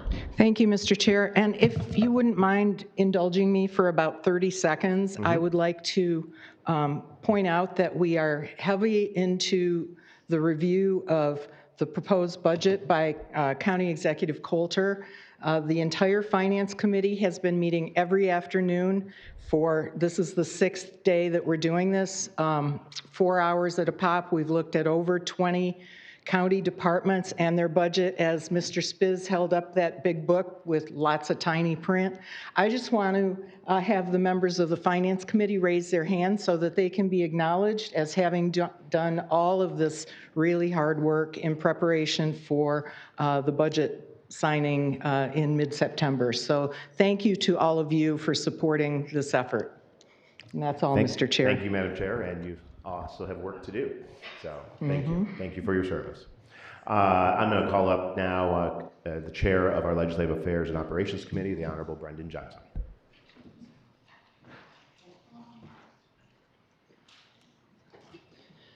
Thank you, Mr. Chair. Thank you. Commissioner Johnson. Mr. Chair, we have 2 items today on the report of the Legislative Affairs. Oh, sorry. Oh, 2 items today on the report of the Legislative Affairs and Government Operations Committee. The first is funding appropriations for milestones 2 and 3 for the Oakland County Student Debt Relief Initiative. I move that appropriation. Moved by Commissioner Johnson, seconded by Commissioner Lubes. Any discussion? Seeing no, Commissioner Hoffman, followed by Commissioner Long. Thank you, Chairman Woodward. I am opposed to this, as I've been all along. I think it's irresponsible to take taxpayer money, similar to item 18A, but to take taxpayer money to hire a company to help college students or graduates get out of a contract they signed to pay their money back, that doesn't help anybody. All it does is we're subsidizing bad behavior, and it won't make college education any cheaper. But you sign a contract, you should pay it back. I'm not in favor of this. Now we're up to $800,000. Thank you, Commissioner Hoffman. Commissioner Long, followed by Commissioner Johnson. Thank you.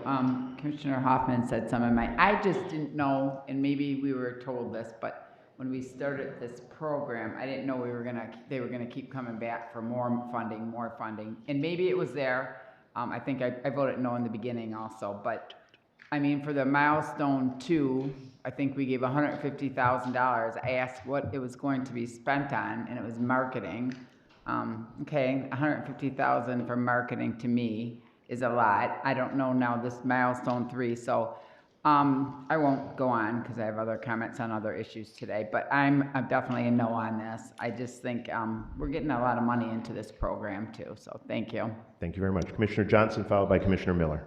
Thank you very much, Mr. Chair. I don't want to be the one to always harp on the goodness of this program, but I was just told that the accident of being alive was bad decisions on my part, Commissioner Hoffman.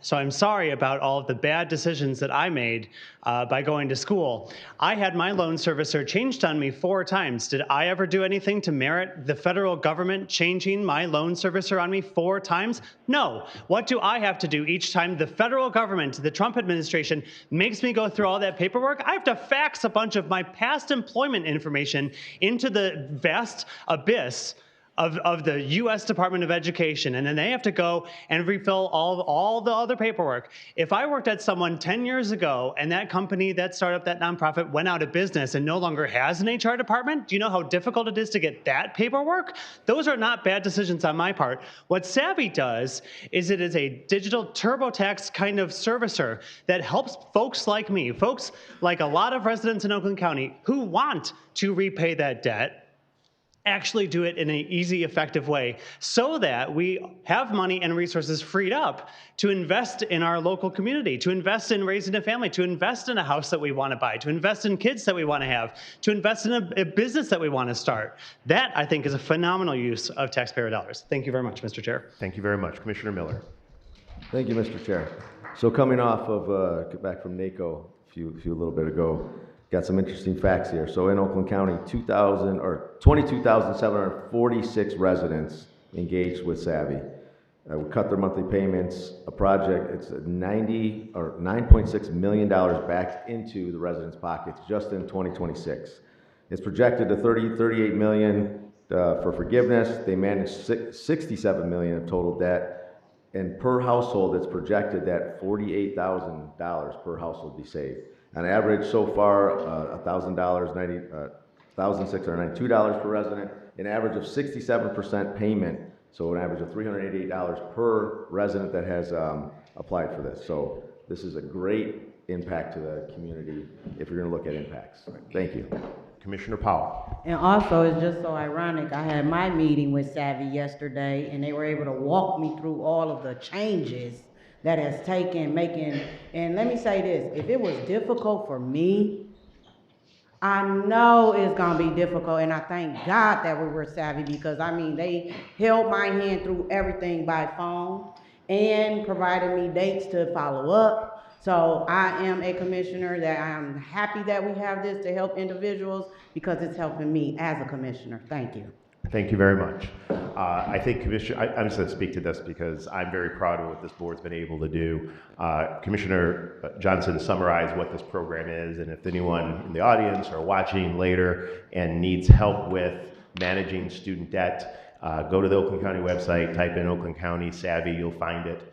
It's an incredible tool to help manage within the confines, to make sure we prevent arrears and garnishments and other things. But why I'm so impressed by this, Savvy had been a program that's been around for a little while, often working with employers. Oakland County worked with Savvy to expand it to all residents that live within the county. We were the very first county in the entire country to do that. And as a result, they've developed a new model, and there's counties all across. And Commissioner Miller referenced NACO, and we had an opportunity to visit with some of the Savvy people. They lift up the Oakland County experience. The people across this country says we want the Oakland County program, and counties across Michigan, Wayne County, Ottawa County, and others are replicating this. It is saving millions of dollars, and that is good. If we care about trying to lower costs and bend the cost curve, we need to recognize that young people are graduating with a student debt equivalent to a mortgage, in which many of it here in this room bought their first house for. And that is not a way, that's not a sustainable economic way for our future. And this is an incredible tool that helps people manage. And as Commissioner Johnson said, this helps get us to a point in which people who want to pay back their debt can do so in a managed way. So I'll be voting yes. Thank you very much. Commissioner Spitz. Thank you, Mr. Chair. I think the numbers speak for themselves, and I think the program has proven that it has a value. I'm going to come from a little different avenue. My issue with the program is we as Oakland County taxpayers and Oakland County Board of Commissioners are paying for individuals' memberships into the service. Now, do I agree we should be promoting the service? Yes, because all those individuals can sign up, pay their membership, and save. How much was it, Commissioner Miller? How much did we save? How much did we save? Yeah. This year? Yes.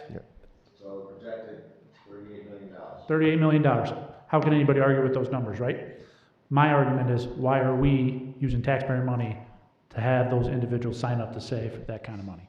That is my only point, right? I would love everybody to save money because I think everybody wants to have the money in their pocket, right? Versus us in the government having it, being honest, all right? Or somebody else having it. So I think it's a great program. My issue has always been that we're paying for memberships. Okay, thank you very much. Seeing no further discussion, Mr. Clerk, will you please prompt the roll on item 17A?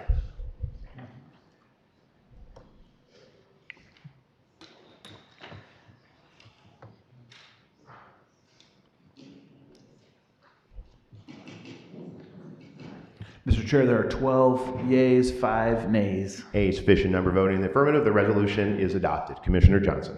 Thank you, Mr. Chair. The Legislative Affairs and Government Operations Committee now moves the reappointment of Sherry Ross as member to the MDHHS Oakland County Department of Human Services Board for a 3-year term beginning November 1st, 2026 and ending October 31st, 2029.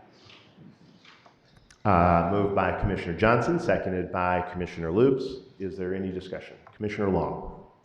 Okay, I will try to put this, because I've spoke a lot about it in finance, but I think all my colleagues, both sides of the aisle, know philosophically I could never vote for giving any taxpayers' money to Planned Parenthood. Oh, and I Commissioner never Long, that's not this item. This is Oh, the I'm appointment for sorry. DHS. DHS, I'm sorry. Right. Are you good? You're good for now? Okay. I was wondering what you were about to say. Okay, seeing no further discussion, Mr. Clerk, excuse me, please prompt the vote on the appointment to the DHS board.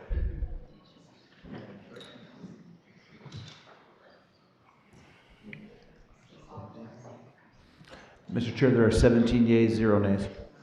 Sufficient number voting in the affirmative. The appointment is confirmed. Commissioner Johnson. Thank you, Mr. Chair. That concludes the report of the Legislative Affairs and Government Operations Committee. Thank you very much. Next up, I'll call up the Honorable Chair of the Public Health and Safety Committee, Commissioner Penny Loops. Thank you, Mr. Chair. We have one item under Public Health and Safety.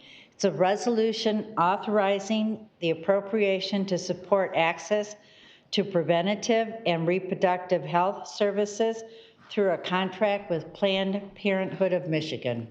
Moved by Commissioner Loops, seconded by Commissioner Gershenson. And on this item, Commissioner Long.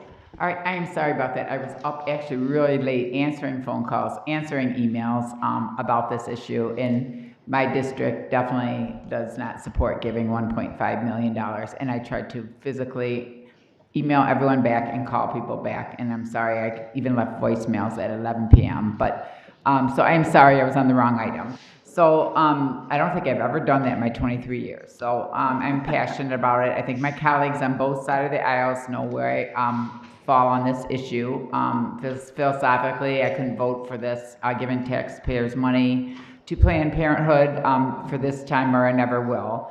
And as I stated in Finance Committee last week, I think the numbers are there and this is going to pass, but I would like to request an audit, at least that all of us commissioners get, and I think a lot of us agreed on this, just where each dollar went to of the $1.5 million, where it was spent from Planned Parenthood, so that we are able to see where those taxpayers' money went. I'm not naive. I mean, we don't have the numbers to not pass it, so I'm just hoping an audit will help me at least see where that money went.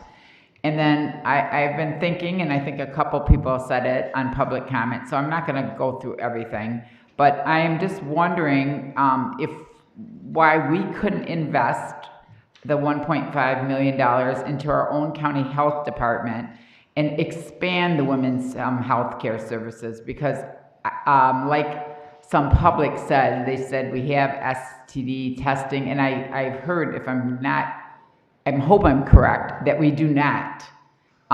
So, I mean, I think it's time probably to look at our county health department, and maybe, I just was wishing maybe that $1.5 million could go to our own county health department. We can expand women healthcare services there to start first.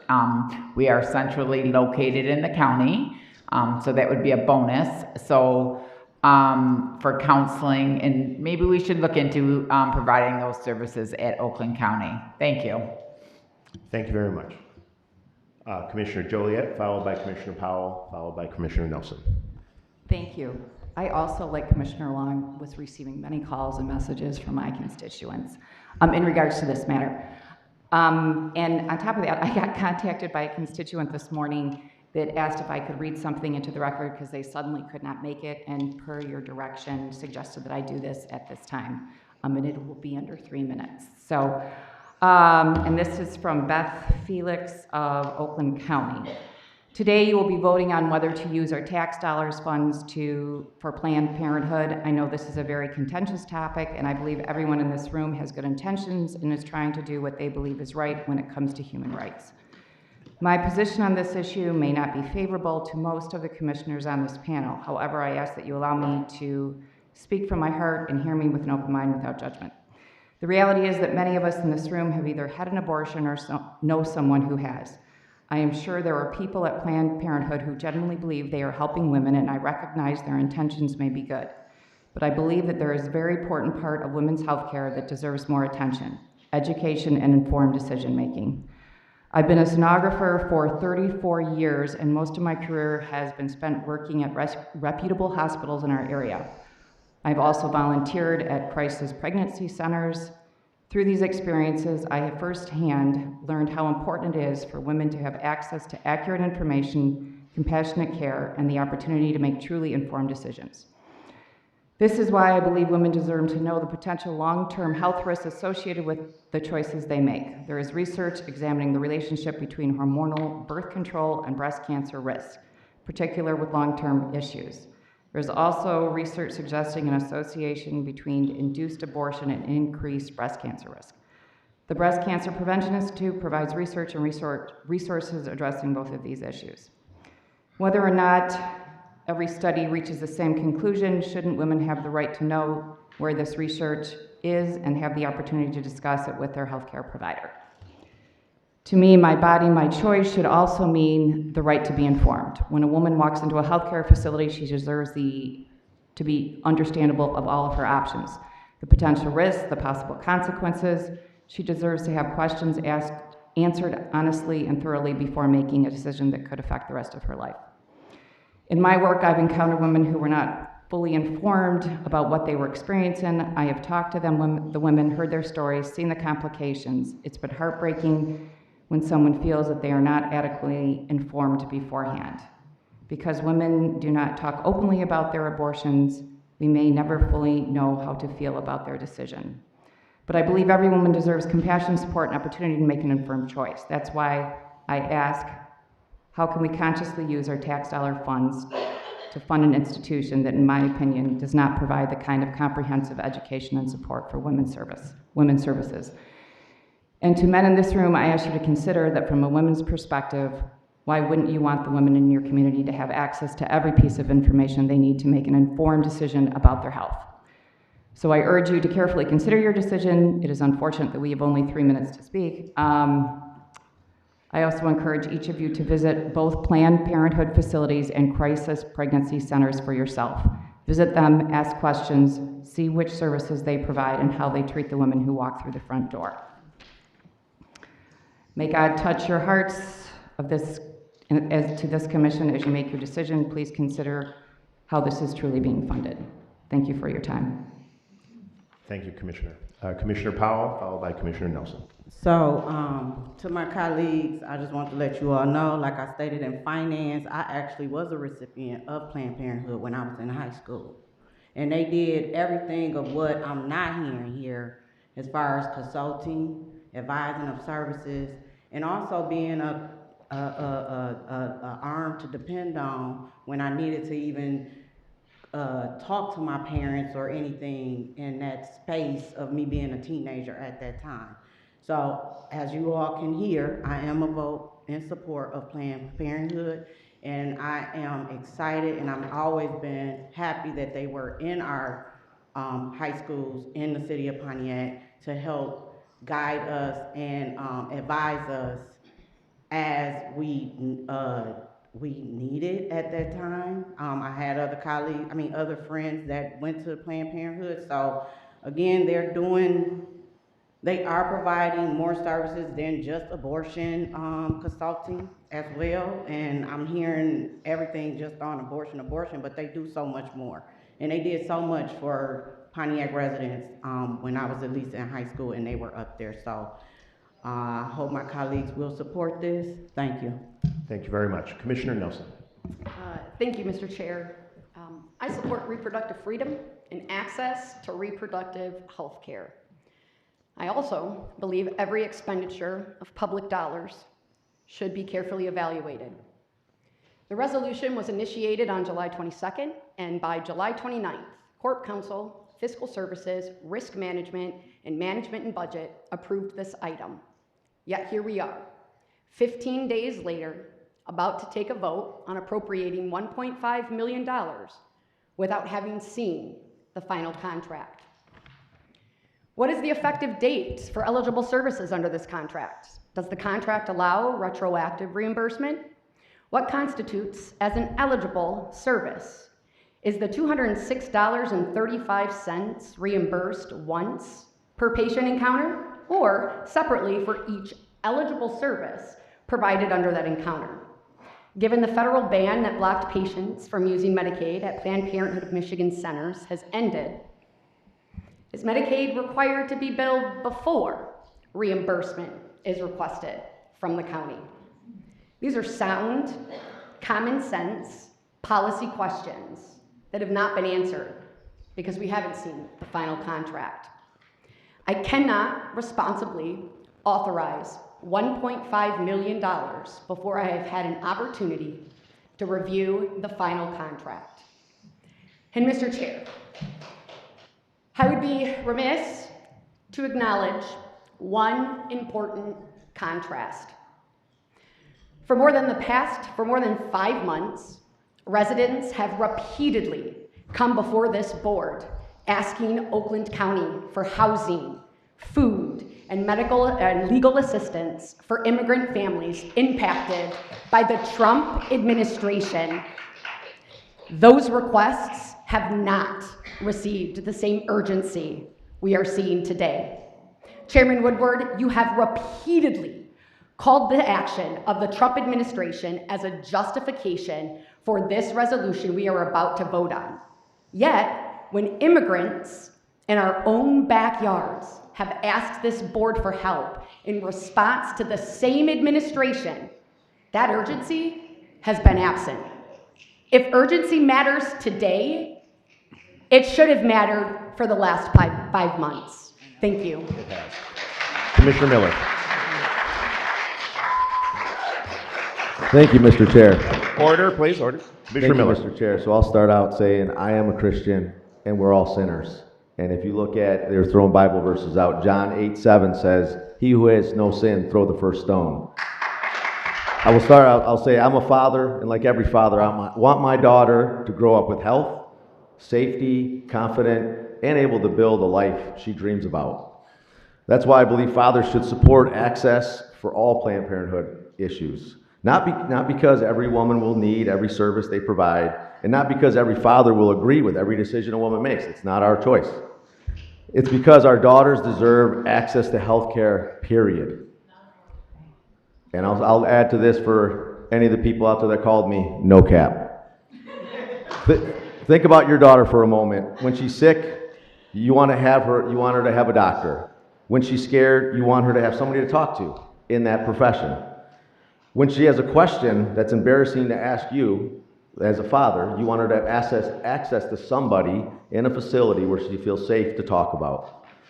When she faces difficult decisions, you want her to have professional guidance. And even if she finds herself in a situation where she needs medical care, and you want her to have somewhere where she can go that's safe, as I mentioned before. Being a father doesn't mean making every decision for your daughter.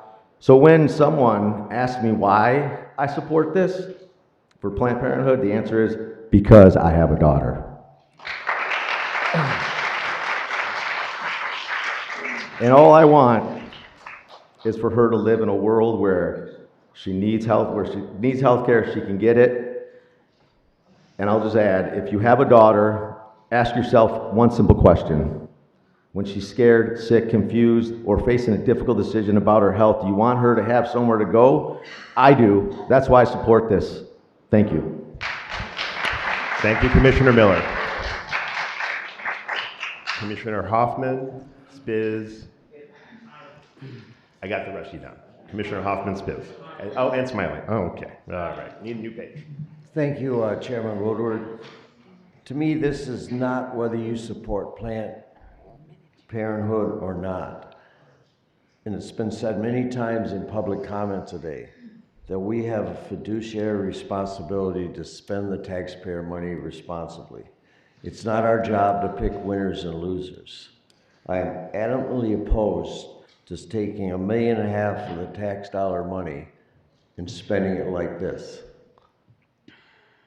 It's just, in my opinion, it's irresponsible. That's not what this county government was set up to do, and I'm against it. Thank you, Commissioner Hoffman. Commissioner Spiz. Commissioner Smiley, then Commissioner Spiz. Thank you, Mr. Chair. I'm against this resolution, of course. Even if you are in support of abortion, much like Commissioner was just saying, that the use of taxpayer dollars to fund abortion is too much to ask of our, of our pro-life taxpayers. Even those who would never have an abortion but would never get in the way of someone who wants one do not want to be paying for them.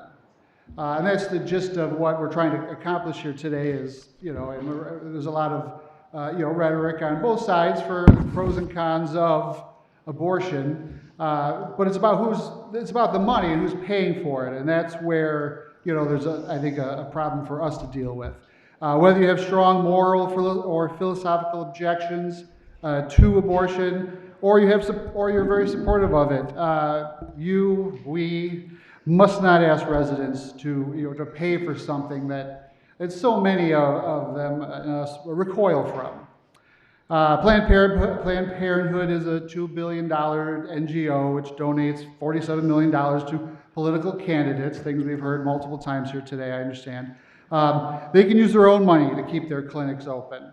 Why should citizens of Oakland County give $1.5 million,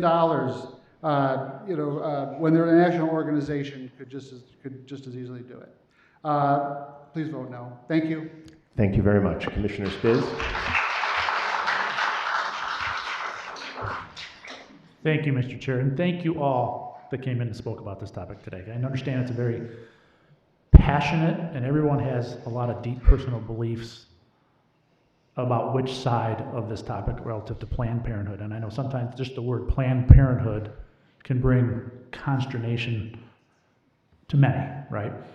And I also agree with Commissioner Nelson. We don't have a contract, but I was going to take it from a slightly different angle. We, as the Board of Commissioners, usually follow a process, most times, majority of the times.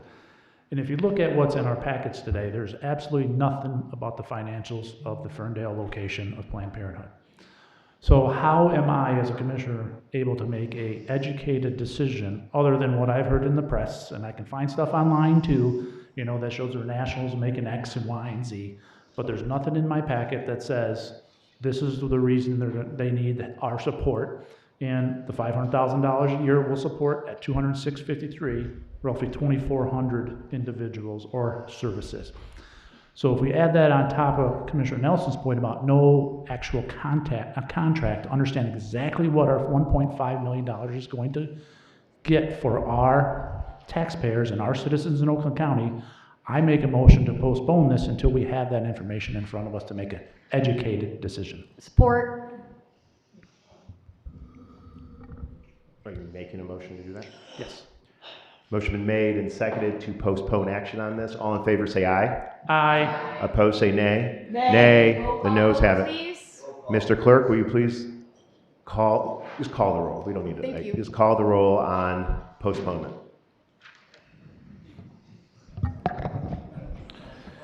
This is on the Spiz motion supported by Nelson to postpone item action on item 18A. Commissioner Cavell.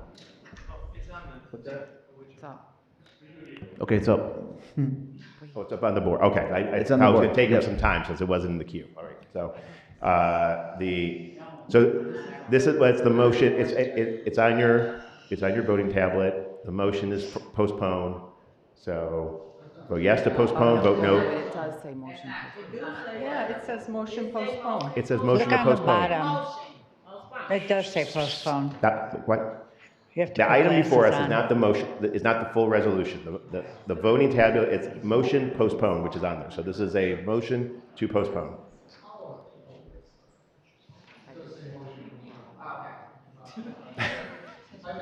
That's okay. That's okay. Regardless, it's being recorded as the motion to postpone.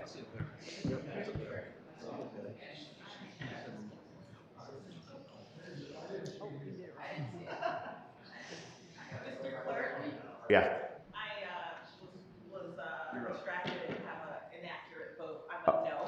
Okay. Commissioner Smith Charles votes no.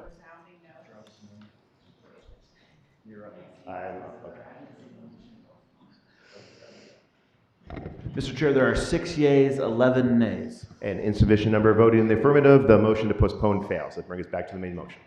All right, I believe Commissioner Johnson, followed by Cavell. Thank you, Mr. Chair.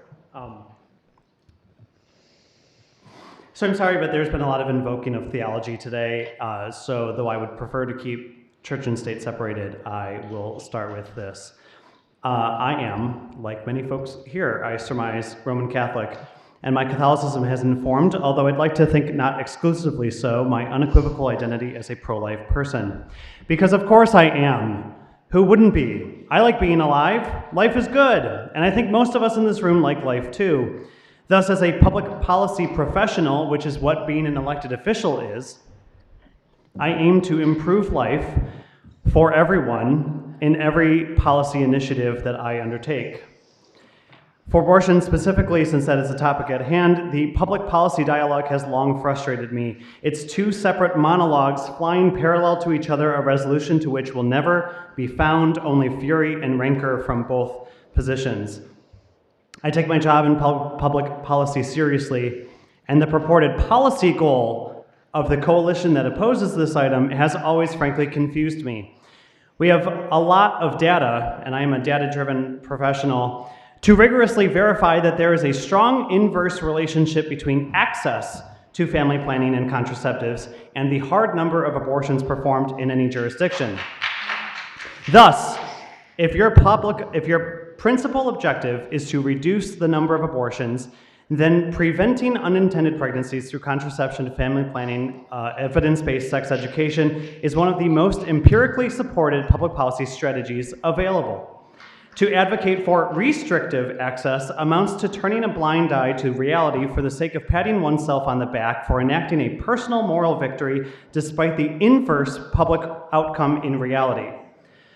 Now, I understand that many people here are also furious that public funds might be appropriated for things to which they vehemently object. And I want to say that I really do understand this pain, and I don't really have a profound response to this, just a personal coping mechanism that you're welcome to take or toss out.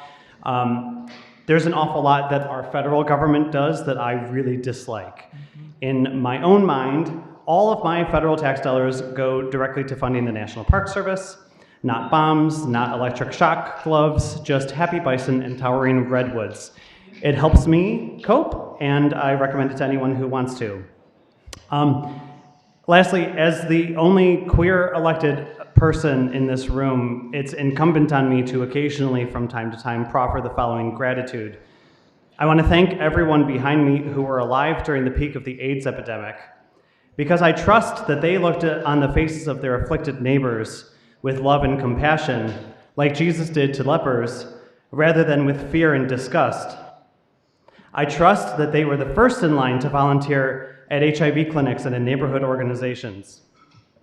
As a Catholic myself, steeped in the teachings of Catholic social justice, I am proud that the Catholic Church was the first religious organization to address the AIDS crisis, indeed opening many AIDS clinics of their own, and I trust that the Catholics behind me were the very first in Michigan to speak out and demand greater attention to the AIDS crisis.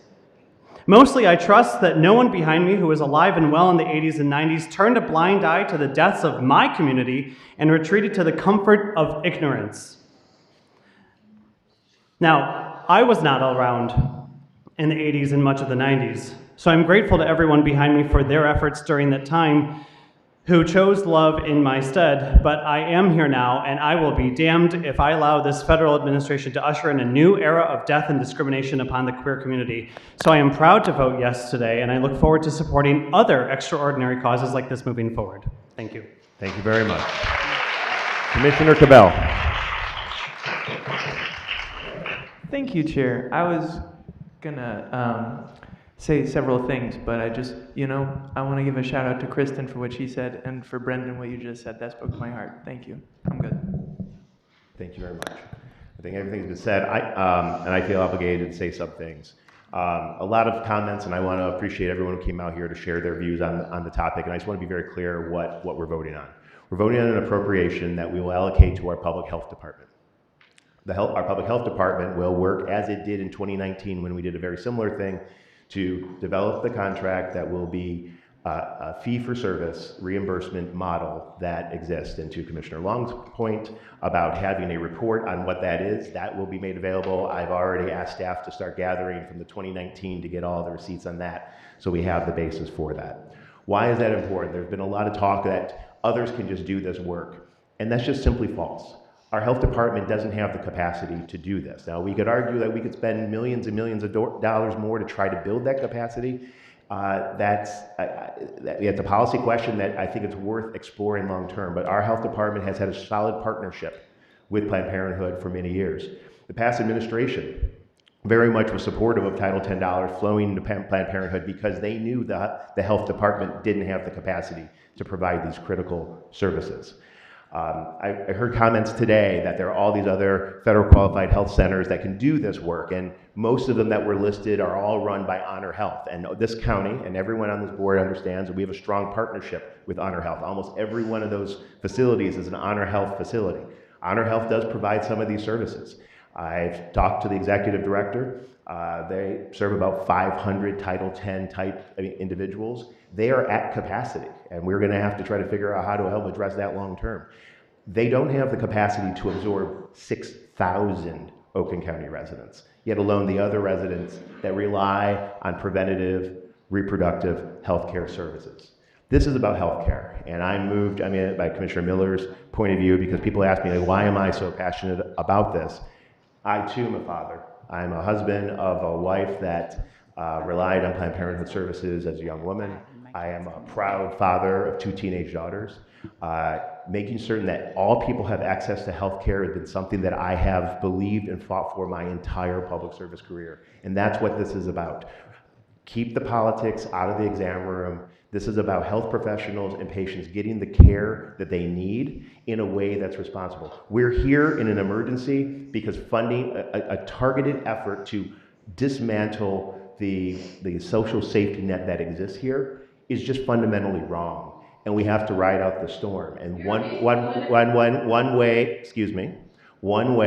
to do that is that we shore up the ability to have this. And so what this proposal does is allocates a certain amount of money that will be paid to Planned Parenthood in a reimbursable model, and with it, the condition that the Planned Parenthood clinic in Oakland County, frankly now the only one in Oakland County, and with the recent closures, one that's accessible to thousands, if not, millions of people in the area. And we're able to do that through the life of the contract over the next 2 years. That is the fiscally responsible thing to do. That is the public health responsibility. This is a partnership that will strengthen and work with Oakland Connects in all the related things, and it's the right thing to do at this time. And I'll be voting yes. Commissioner Long for a second time. I'll be quick. And a final time. All right, I will be quick. So I appreciate some of your things you said there. So you want to keep the politics out of it, and we want to provide health care services. So I just want to be, I already know what way this is going to, the vote is going to come down. So I want to make sure, I don't know if I need an amendment or if I could get on record that we will get an audit, because I do want to keep the politics out. I want to make sure that not one dime of this $1.5 million goes to any political campaign for November election. You yourself just said, we'll keep the politics out of it. I want to make sure that, and then you said provide health care services that Oakland County can't provide. So I personally would like a reassurance that there will be an audit of where the $1.5 million went, whether it's the 200 and what we heard $40, which I think they might get reimbursed back that, so that they might have in my opinion, a windfall of 1.5 million, but we'll see. But if we can make sure there's an audit, I will feel a little more comfortable. I'm still not going to vote yes, but for everyone in Oakland County, I probably would say 50% of the people, at least in Oakland County, do not agree with giving maybe a few more $1.5 million taxpayers' dollars to this. So I would just want to be assured that there will be an audit that will be available for public to see and for us commissioners to see, for transparency in government, please. Right. So I just want to be clear, and Commissioner Long, I did in finance, I assured you of this, and so I just want to make it clear. You're basically asking for a full accounting on how those dollars are used, and how an assurance that none of these dollars can be used for political campaign purposes and everything, and an assertion. Basically like a confirmation of that.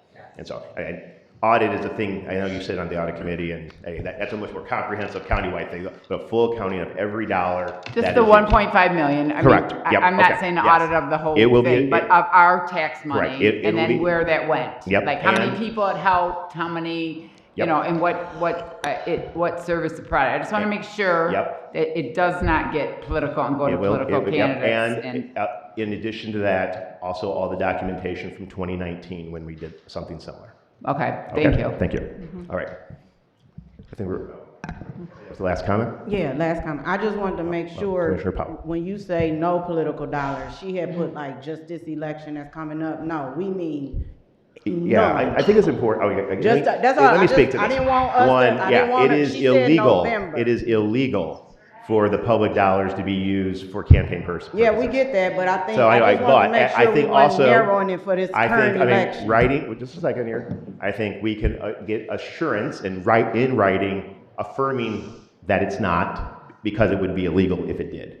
And so we can satisfy those concerns with the documentation. Okay. And Commissioner Woodward, I know you might want to keep politics out. You mean the side of pro-life, pro-choice, but I just did a play on word a little bit on that. I know what you're doing. All right, Mr. Clerk, please prompt the vote. Oh, I'm sorry. Commissioner Loops. I would like to have the last word in reiterating and emphasizing that this is a resolution to our Oakland County Health Department to contract with Planned Parenthood to support the continued delivery of these health services through August of 2028. Thank you. Mr. Clerk, please prompt the vote.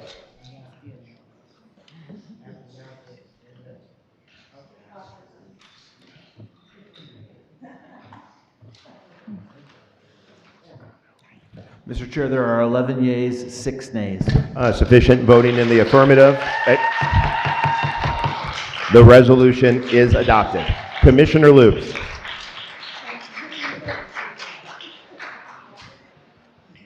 There's no other business from the Public Health and Safety Committee this afternoon. Thank you very much. And that will complete all the regular agenda items. Under new and miscellaneous business, I believe there is none. Before we get to announcements and wrap up, we're going to take a 5-minute break because I think people need a bathroom break. So.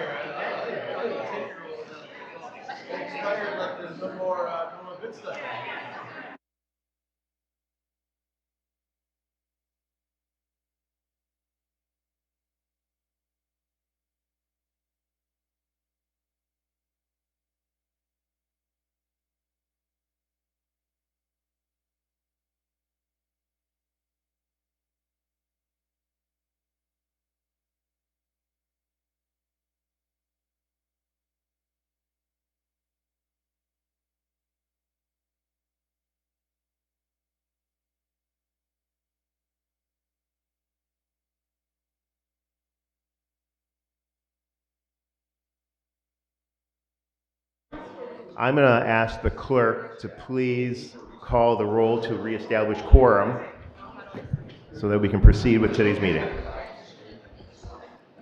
Commissioner Cavell. Here. Commissioner Erickson Galt. Here. Commissioner Gershenson. Here. Commissioner Gingell is absent with notice. Commissioner Hoffman. Commissioner Johnson. Oh, I'm present. Commissioner Joliet. Commissioner Long. Commissioner Lubes. Commissioner Markham. Commissioner Miller. Here. Commissioner Nelson. Commissioner Powell. Commissioner Smiley. Commissioner Smith Charles. Present. Commissioner Spiz. Commissioner Taylor. Commissioner Whitebert. Commissioner Woodward. Here. Mr. Chair, there is a quorum. Thank you very much. All right, we'll resume. We stopped off at new miscellaneous business. There is none. Announcements. Does any commissioners have any announcements? Commissioner Spiz, followed by Commissioner Cavell. Thank you, Mr. Chair. You should each have one of these challenge coins that were given out at the Oxford First Responder event on, was that Tuesday night? Wednesday night? Tuesday night. So it's a thank you for our sponsorship for that event. It was a great event. If you haven't seen some of the videos, they did a great drone show, which actually had thank the Oakland County Board of Commissioners in it. There's a video out there. If you get a chance to go look at it, please do. So again, thank you very much for the support. Thank you very much. Commissioner Cavell. Sorry, I missed the drone show. I have an announcement. If anyone wants to come talk after the meeting, there is the Strangers No Longer has a policy platform agenda. This is a group that was 501c3 but started by the Catholic Church, and they're very into helping our neighbors and immigrants. So come see me if you want to learn more about their policy plank. Thank you very much. Commissioner Johnson, followed by Commissioner Miller. Thank you. Just a friendly reminder that the nation's best art fair, Arts and Apples in downtown Rochester, is coming up September 11th through September 13th. It really is a fun time. There's hundreds of artists that come. There's lots of fall food. It's a really great fall season. And all the more reason for you to come this year because we are the main stage sponsor. Fantastic. Thank you very much. Commissioner Miller. Thank you, Mr. Chair. First I'll say is I know our next meeting is September 17th, and I just want to like everybody to remember this is the 25th year anniversary of 9/11, so keep that in mind, just because we're not meeting before. And I'll say there's been some great work with our anti-human trafficking. If you haven't seen the news or Facebook, we've been doing a really good job of protecting our vulnerable community out there. Thank you to the deputy sheriffs and the sheriff's office and the prosecutor's office for taking on this task and making sure that we are in the right spot and getting those sick people off the road. Thank you very much. Commissioner Powell. Just want to bring attention to this is Woodward Dream Cruise weekend all along Woodward, and encourage everyone to be safe, have fun, and enjoy the classic cars. Thank you. And avoid it if you're trying to get through it fast. Any other announcements? Commissioner Smith Charles. Yes, thank you. Yeah, I guess it's an announcement, but I just want to congratulate and encourage all of the families and teachers, educators who will be making their way back to our school buildings before the next time we all gather. Kudos again to the teacher who was recognized earlier today. We, as taxpayers and residents of Oakland County, appreciate every school district, all the teachers, all the staff, the parents, the kids, and want those people to be safe in school as well. And so have a great school year and keep doing the good things. Great. Thank you very much. Commissioner Erickson Galt. Thank you, Chair. I'd like to invite everyone to attend the Hazel Park Art Fair, which will be Saturday, August 22nd and Sunday, August 23rd. Saturday, the hours run from 11 a.m. to 7 p.m. and on Sunday, the 23rd, from 11 a.m. to 5 p.m. We are a sponsoring organization of this wonderful event. It's at Green Acres Park in Hazel Park, very easy to find from I-75. It's just a wonderful event. There's something for everybody. Thank you. And it's a reminder for commissioners is that these events that are happening is part of the quality of life that makes Oakland County a wonderful place to live. Document as much as possible, get it to our comm staff so that they can broadcast far and wide. So, fantastic. Mr. Clerk, it fell on me and I was supposed to, in addition to Commissioner Gingell, I need to make sure that Commissioner Wiper is absent with notice. Thank you. Thank you. All right. Thank you very much. All right. That will conclude announcements. And this will bring us to our second public comment. I know there's a bunch of people who signed up that a couple people who actually said bye when I was passing them after the restroom. So is there anyone who wants to speak during public comment? If we can just line up here and just start there and announce. I've got a list of almost 30 people and there's less than that in the room. So if we can in this area and just, it's the same general process, but this is an opportunity to talk about things on or off the agenda. Danielle. Good afternoon. My name, again, is Danielle Mallon, resident of Birmingham. For 7 months, I, along with many fellow, Oakland County residents, have been coming to these meetings to protest the presence of ICE in our communities.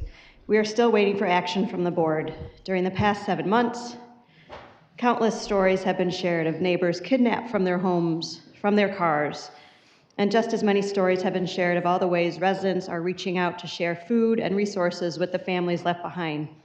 We are still waiting for action from the board. What will it take to spur you to action?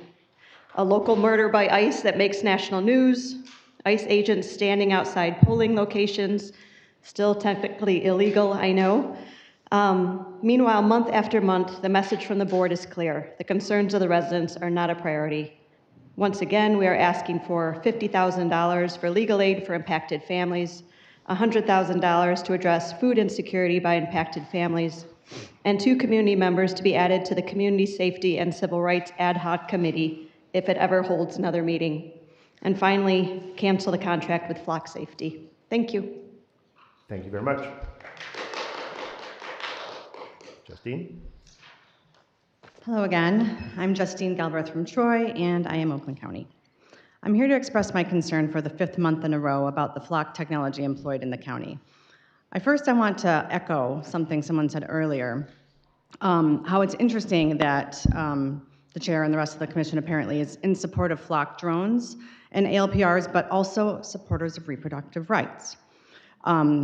Just spearheaded a controversial effort to fund Planned Parenthood, which means that we really care about women and access to reproductive services. So I'm sure it must give everybody pause that last year in Texas, police used a network of over 80,000 Flock cameras to search for a woman who had an abortion. The search literally said, had an abortion, search for female. The new director of the CDC, Erica Schwartz, just said that abortion surveillance is absolutely a critical component of what the CDC is doing. So that's horrifying, right? So it's so odd that the chair is such a staunch supporter of women's reproductive freedom, but also cool with surveillance technology that's literally hunting women. But moving on. I watched some of the budget hearings recently and was surprised to hear Commissioners Taylor and Powell insist that Oakland County has no Flock, nothing, no Flock cameras at all. How can any of you not know that we have Flock cameras in this county? Back in April, 13 of you voted for Flock drones, so you know we have at least 7. 80% of the over 1,000 license plate readers in Oakland County are Flock products, and while some of them belong to cities, many are the counties. They are visible and they are everywhere. How can our own lawmakers not know this? You voted for it. This is the kind of thing that makes your constituents so angry. When I emailed my commissioner in April that the Flock drone pilot program contract said that Flock reserves the right to collect and market the data that the drones gather, she was surprised. Do you even read what you're voting on?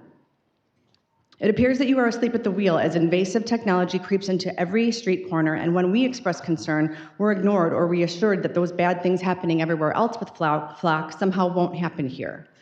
somehow Oakland is going to be the exception because we have a transparency dashboard and the Sheriff's Department has policy. Flock, which is a well-documented bad actor, doesn't care.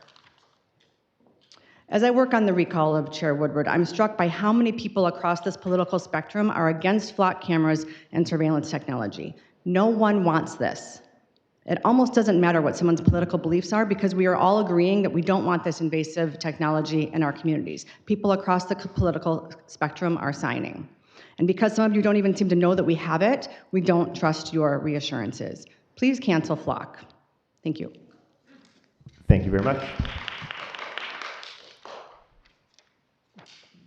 Good afternoon. My name is Christina Greiser. I'm with Christ the Redeemer Church in Lake Orion and Strangers No Longer. As a tour guide in Detroit, I spend time with people from all over the world as we explore downtown Detroit. And every time I tell the Detroit story, I'm reminded of our roots and of who we are as a country. We begin at the waterfront looking across at Canada, where I tell visitors about the first French settlers and Fort Pontchartrain. Then came to the British. We walk through Greektown, once known as Germantown, as we talk about Corktown and its Irish roots. We remember the Polish, Romanian, Hungarian, Mexican, Middle Eastern, and countless other communities whose people have helped build and shape the city and this nation. Eventually, we all become something American. I am German American.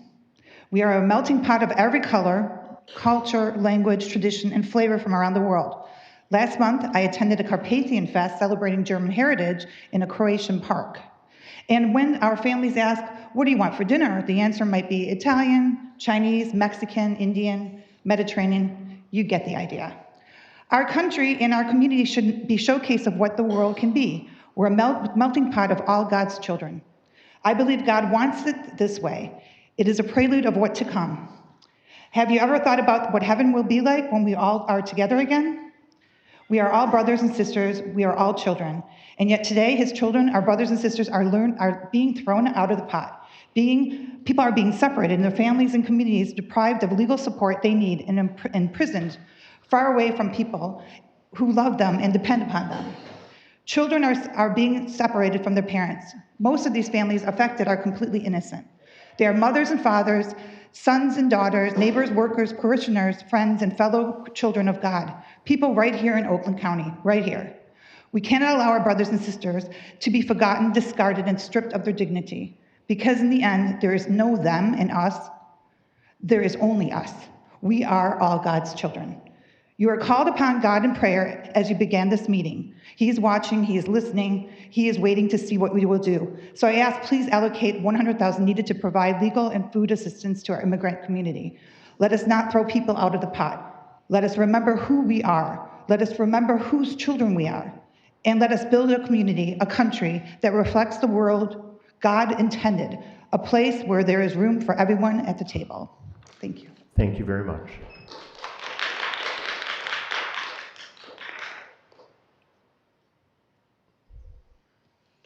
Good afternoon. I'm Grace Sazaki from Clarkston and a member of Christ the Redeemer Church and Strangers No Longer.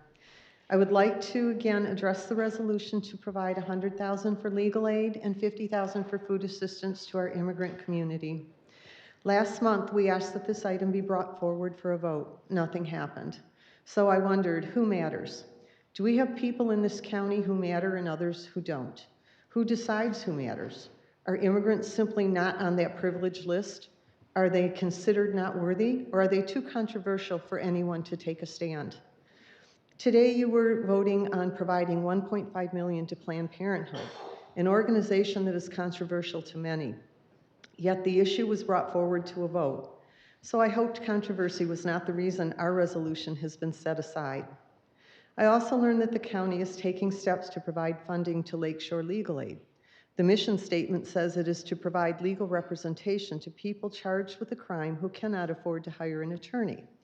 So I have to ask, why are immigrants who cannot afford an attorney not given that same consideration? Why can we provide assistance in one situation while refusing food assistance to children in need? Both of the proposed issues involve people who are vulnerable and marginalized, and you have been willing to take action to help them. So again, I ask, what makes their needs more worthy of consideration than the needs of our immigrant neighbors? Most of us have experienced a time when we felt marginalized. It may have been being the last person in line chosen for a team, being bullied or humiliated, or simply being the person standing in a corner whom nobody noticed. Remember how that felt. Last month, this commission meeting opened with the beautiful prayer of St. Francis. It's a message that is simple but powerful. Sow love where there is hatred, bring hope where there is despair, bring joy where there is sadness, and seek to understand. These should not simply be words that we hear at the beginning of a meeting. They should be the actions we take. The Bible consistently calls believers to care for the vulnerable, the poor, and the marginalized. The book of Numbers states, the community is to have the same rules for you and for the foreigner residing among you. This is a lasting ordinance for generations to come. You and the foreigner shall be the same before the Lord. The same laws and regulations will apply to both you and the foreigner residing among you. Please do not make people who are already frightened and vulnerable feel that their lives somehow are less valuable than yours. I respectfully ask you to commit to supporting immigrant families and bring this resolution forward. We can care for all of our neighbors. Thank you. Thank you.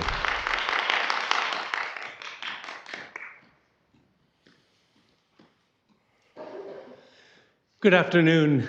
I'm the Reverend Bob Altop, the priest at Nativity Episcopal Church in Bloomfield Township. I have to say at the outset, as a priest, it's a terrifying thing to see a timed clock when you're speaking. But I am here to ask you today to provide county funds for legal and food aid for immigrants. As you all know, since the federal government began its focus on arrests and detentions of immigrants in our community, it's been painful for many churches, and our parish has become increasingly involved in supporting immigrant families and their needs. Our experience has been working with families who came to our country legally and who have followed our immigration laws. But that has not prevented their loved ones from being detained, oftentimes for months or over a year. And when these detentions occur, families that have been working hard, paying their taxes, and self-sufficient are thrown into crisis. There are legal fees they never anticipated. There is food insecurity as the primary breadwinner is removed from the home. People of faith and goodwill are doing all that they can to help address this needs, including Strangers No Longer, but more help is required.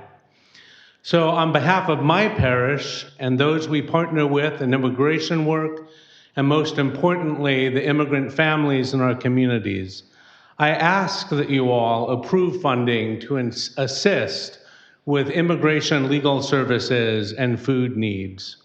The problems we face are not of Oakland County's making, but the difficulties are so significant, we ask that the county play a crucial role in being part of the solution. The requested funds will help our immigrant brothers and sisters and neighbors who contribute so much to our community. This isn't charity, but helping stabilize families and our neighborhoods. To provide these funds sends a powerful message that Oakland County is a place in Michigan that respects the dignity of all people, where neighbors will defend each other, and where those eager to work hard and build new lives of hope are welcomed. For those of us who've grown up in the Christian faith, we all recall that the Holy Family were once refugees themselves in a foreign land. So I ask that you provide this funding. Thank you. Thank you very much.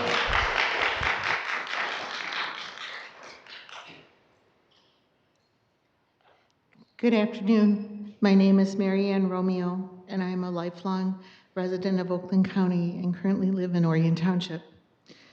I'm also a member of Christ the Redeemer Church in Orion and Strangers No Longer. Since January of 2025, more than 500 Oakland County immigrants have been detained by ICE. Most families have little or no access to trustworthy and affordable legal help. I am respectfully requesting you, the Oakland County Board of Commissioners, to take up the proposal for $100,000 of legal aid resolution and approve it to fund legal aid clinics serving Pontiac and the surrounding Oakland County communities. This $100,000 allocation would allow legal aid clinics working in the area to double their caseloads for 6 months. This means that more than 2,000 people in Oakland County could gain access to urgently needed legal support. Every person in the United States is entitled to due process. The 5th and 14th Amendments apply their protections to all persons. This is who we are. This is the right thing to do. Please provide the funds needed in the $100,000, and thank you for your time and your service. Thank you very much.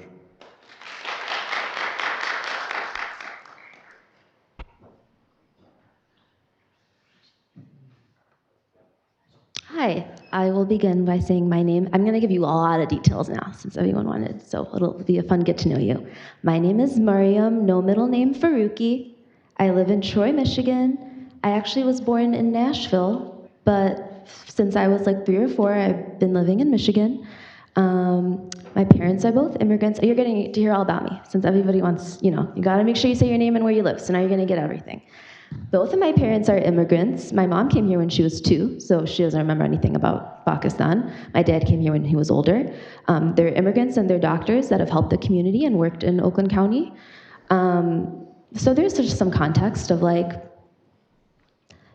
when I come here and I'm speaking and I'm angry, it's not because I'm some random, angry person that just has shown up because I'm like constantly on Instagram and I'm like freaking out. Like, I live here, this is my home, just to like make this very clear.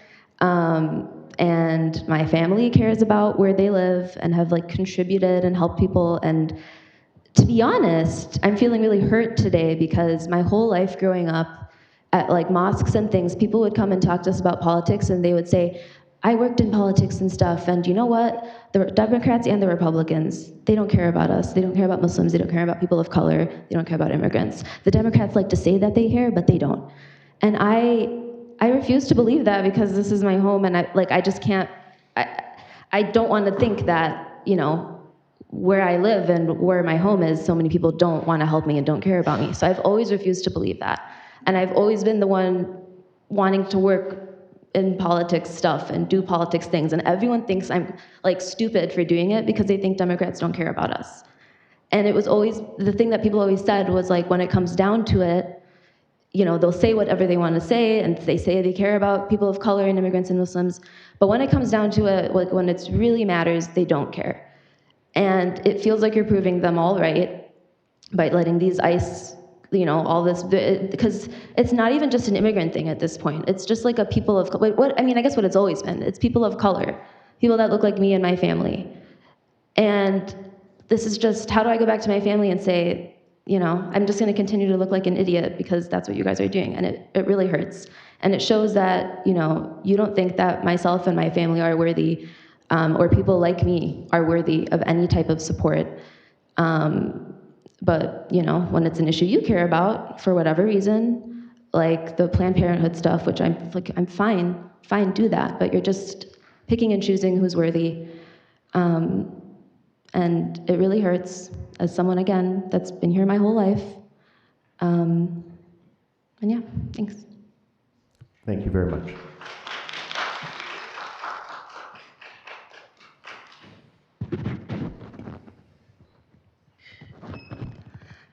Martha Salagi, Bloomfield Township. And while I applaud the passage of the resolution to fund Planned Parenthood in Ferndale, there is a broader issue that I think needs to be addressed. Passing that resolution was really a human rights issue for women and for trans people. But I'd like to see the furtherance of human rights for our immigrant communities, for food, for legal aid. We've been waiting on this for 5 months, and let's fund it. Fund it. Do your jobs, fund it, show that you care about universal human rights. Thank you. Thank you very much.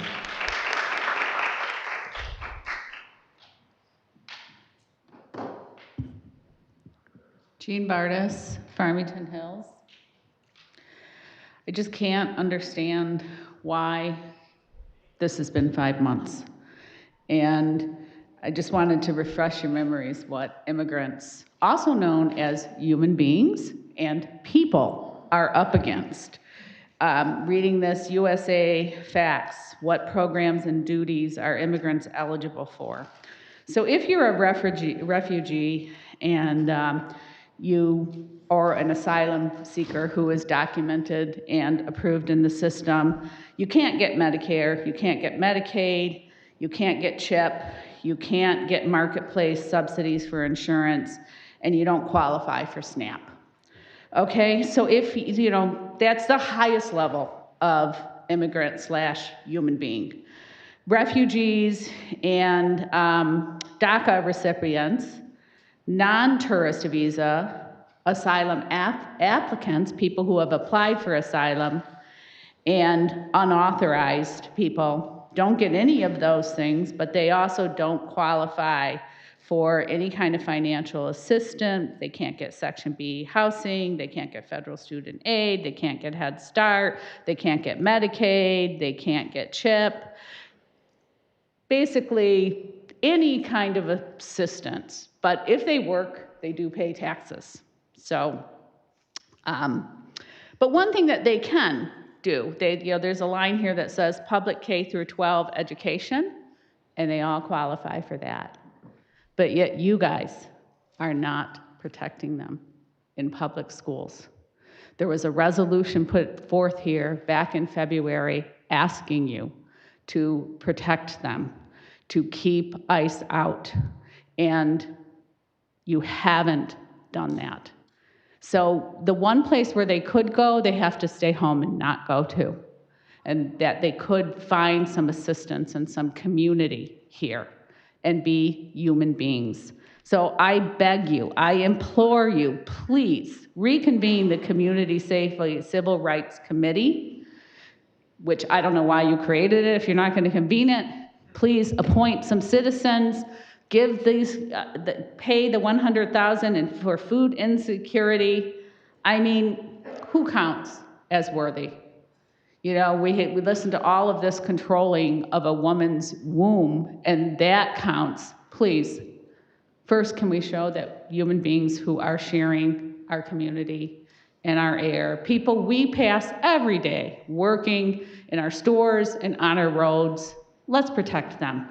Let's require a warrant for ICE. Let's make this, let's codify this resolution. Thank you. Thank you very much.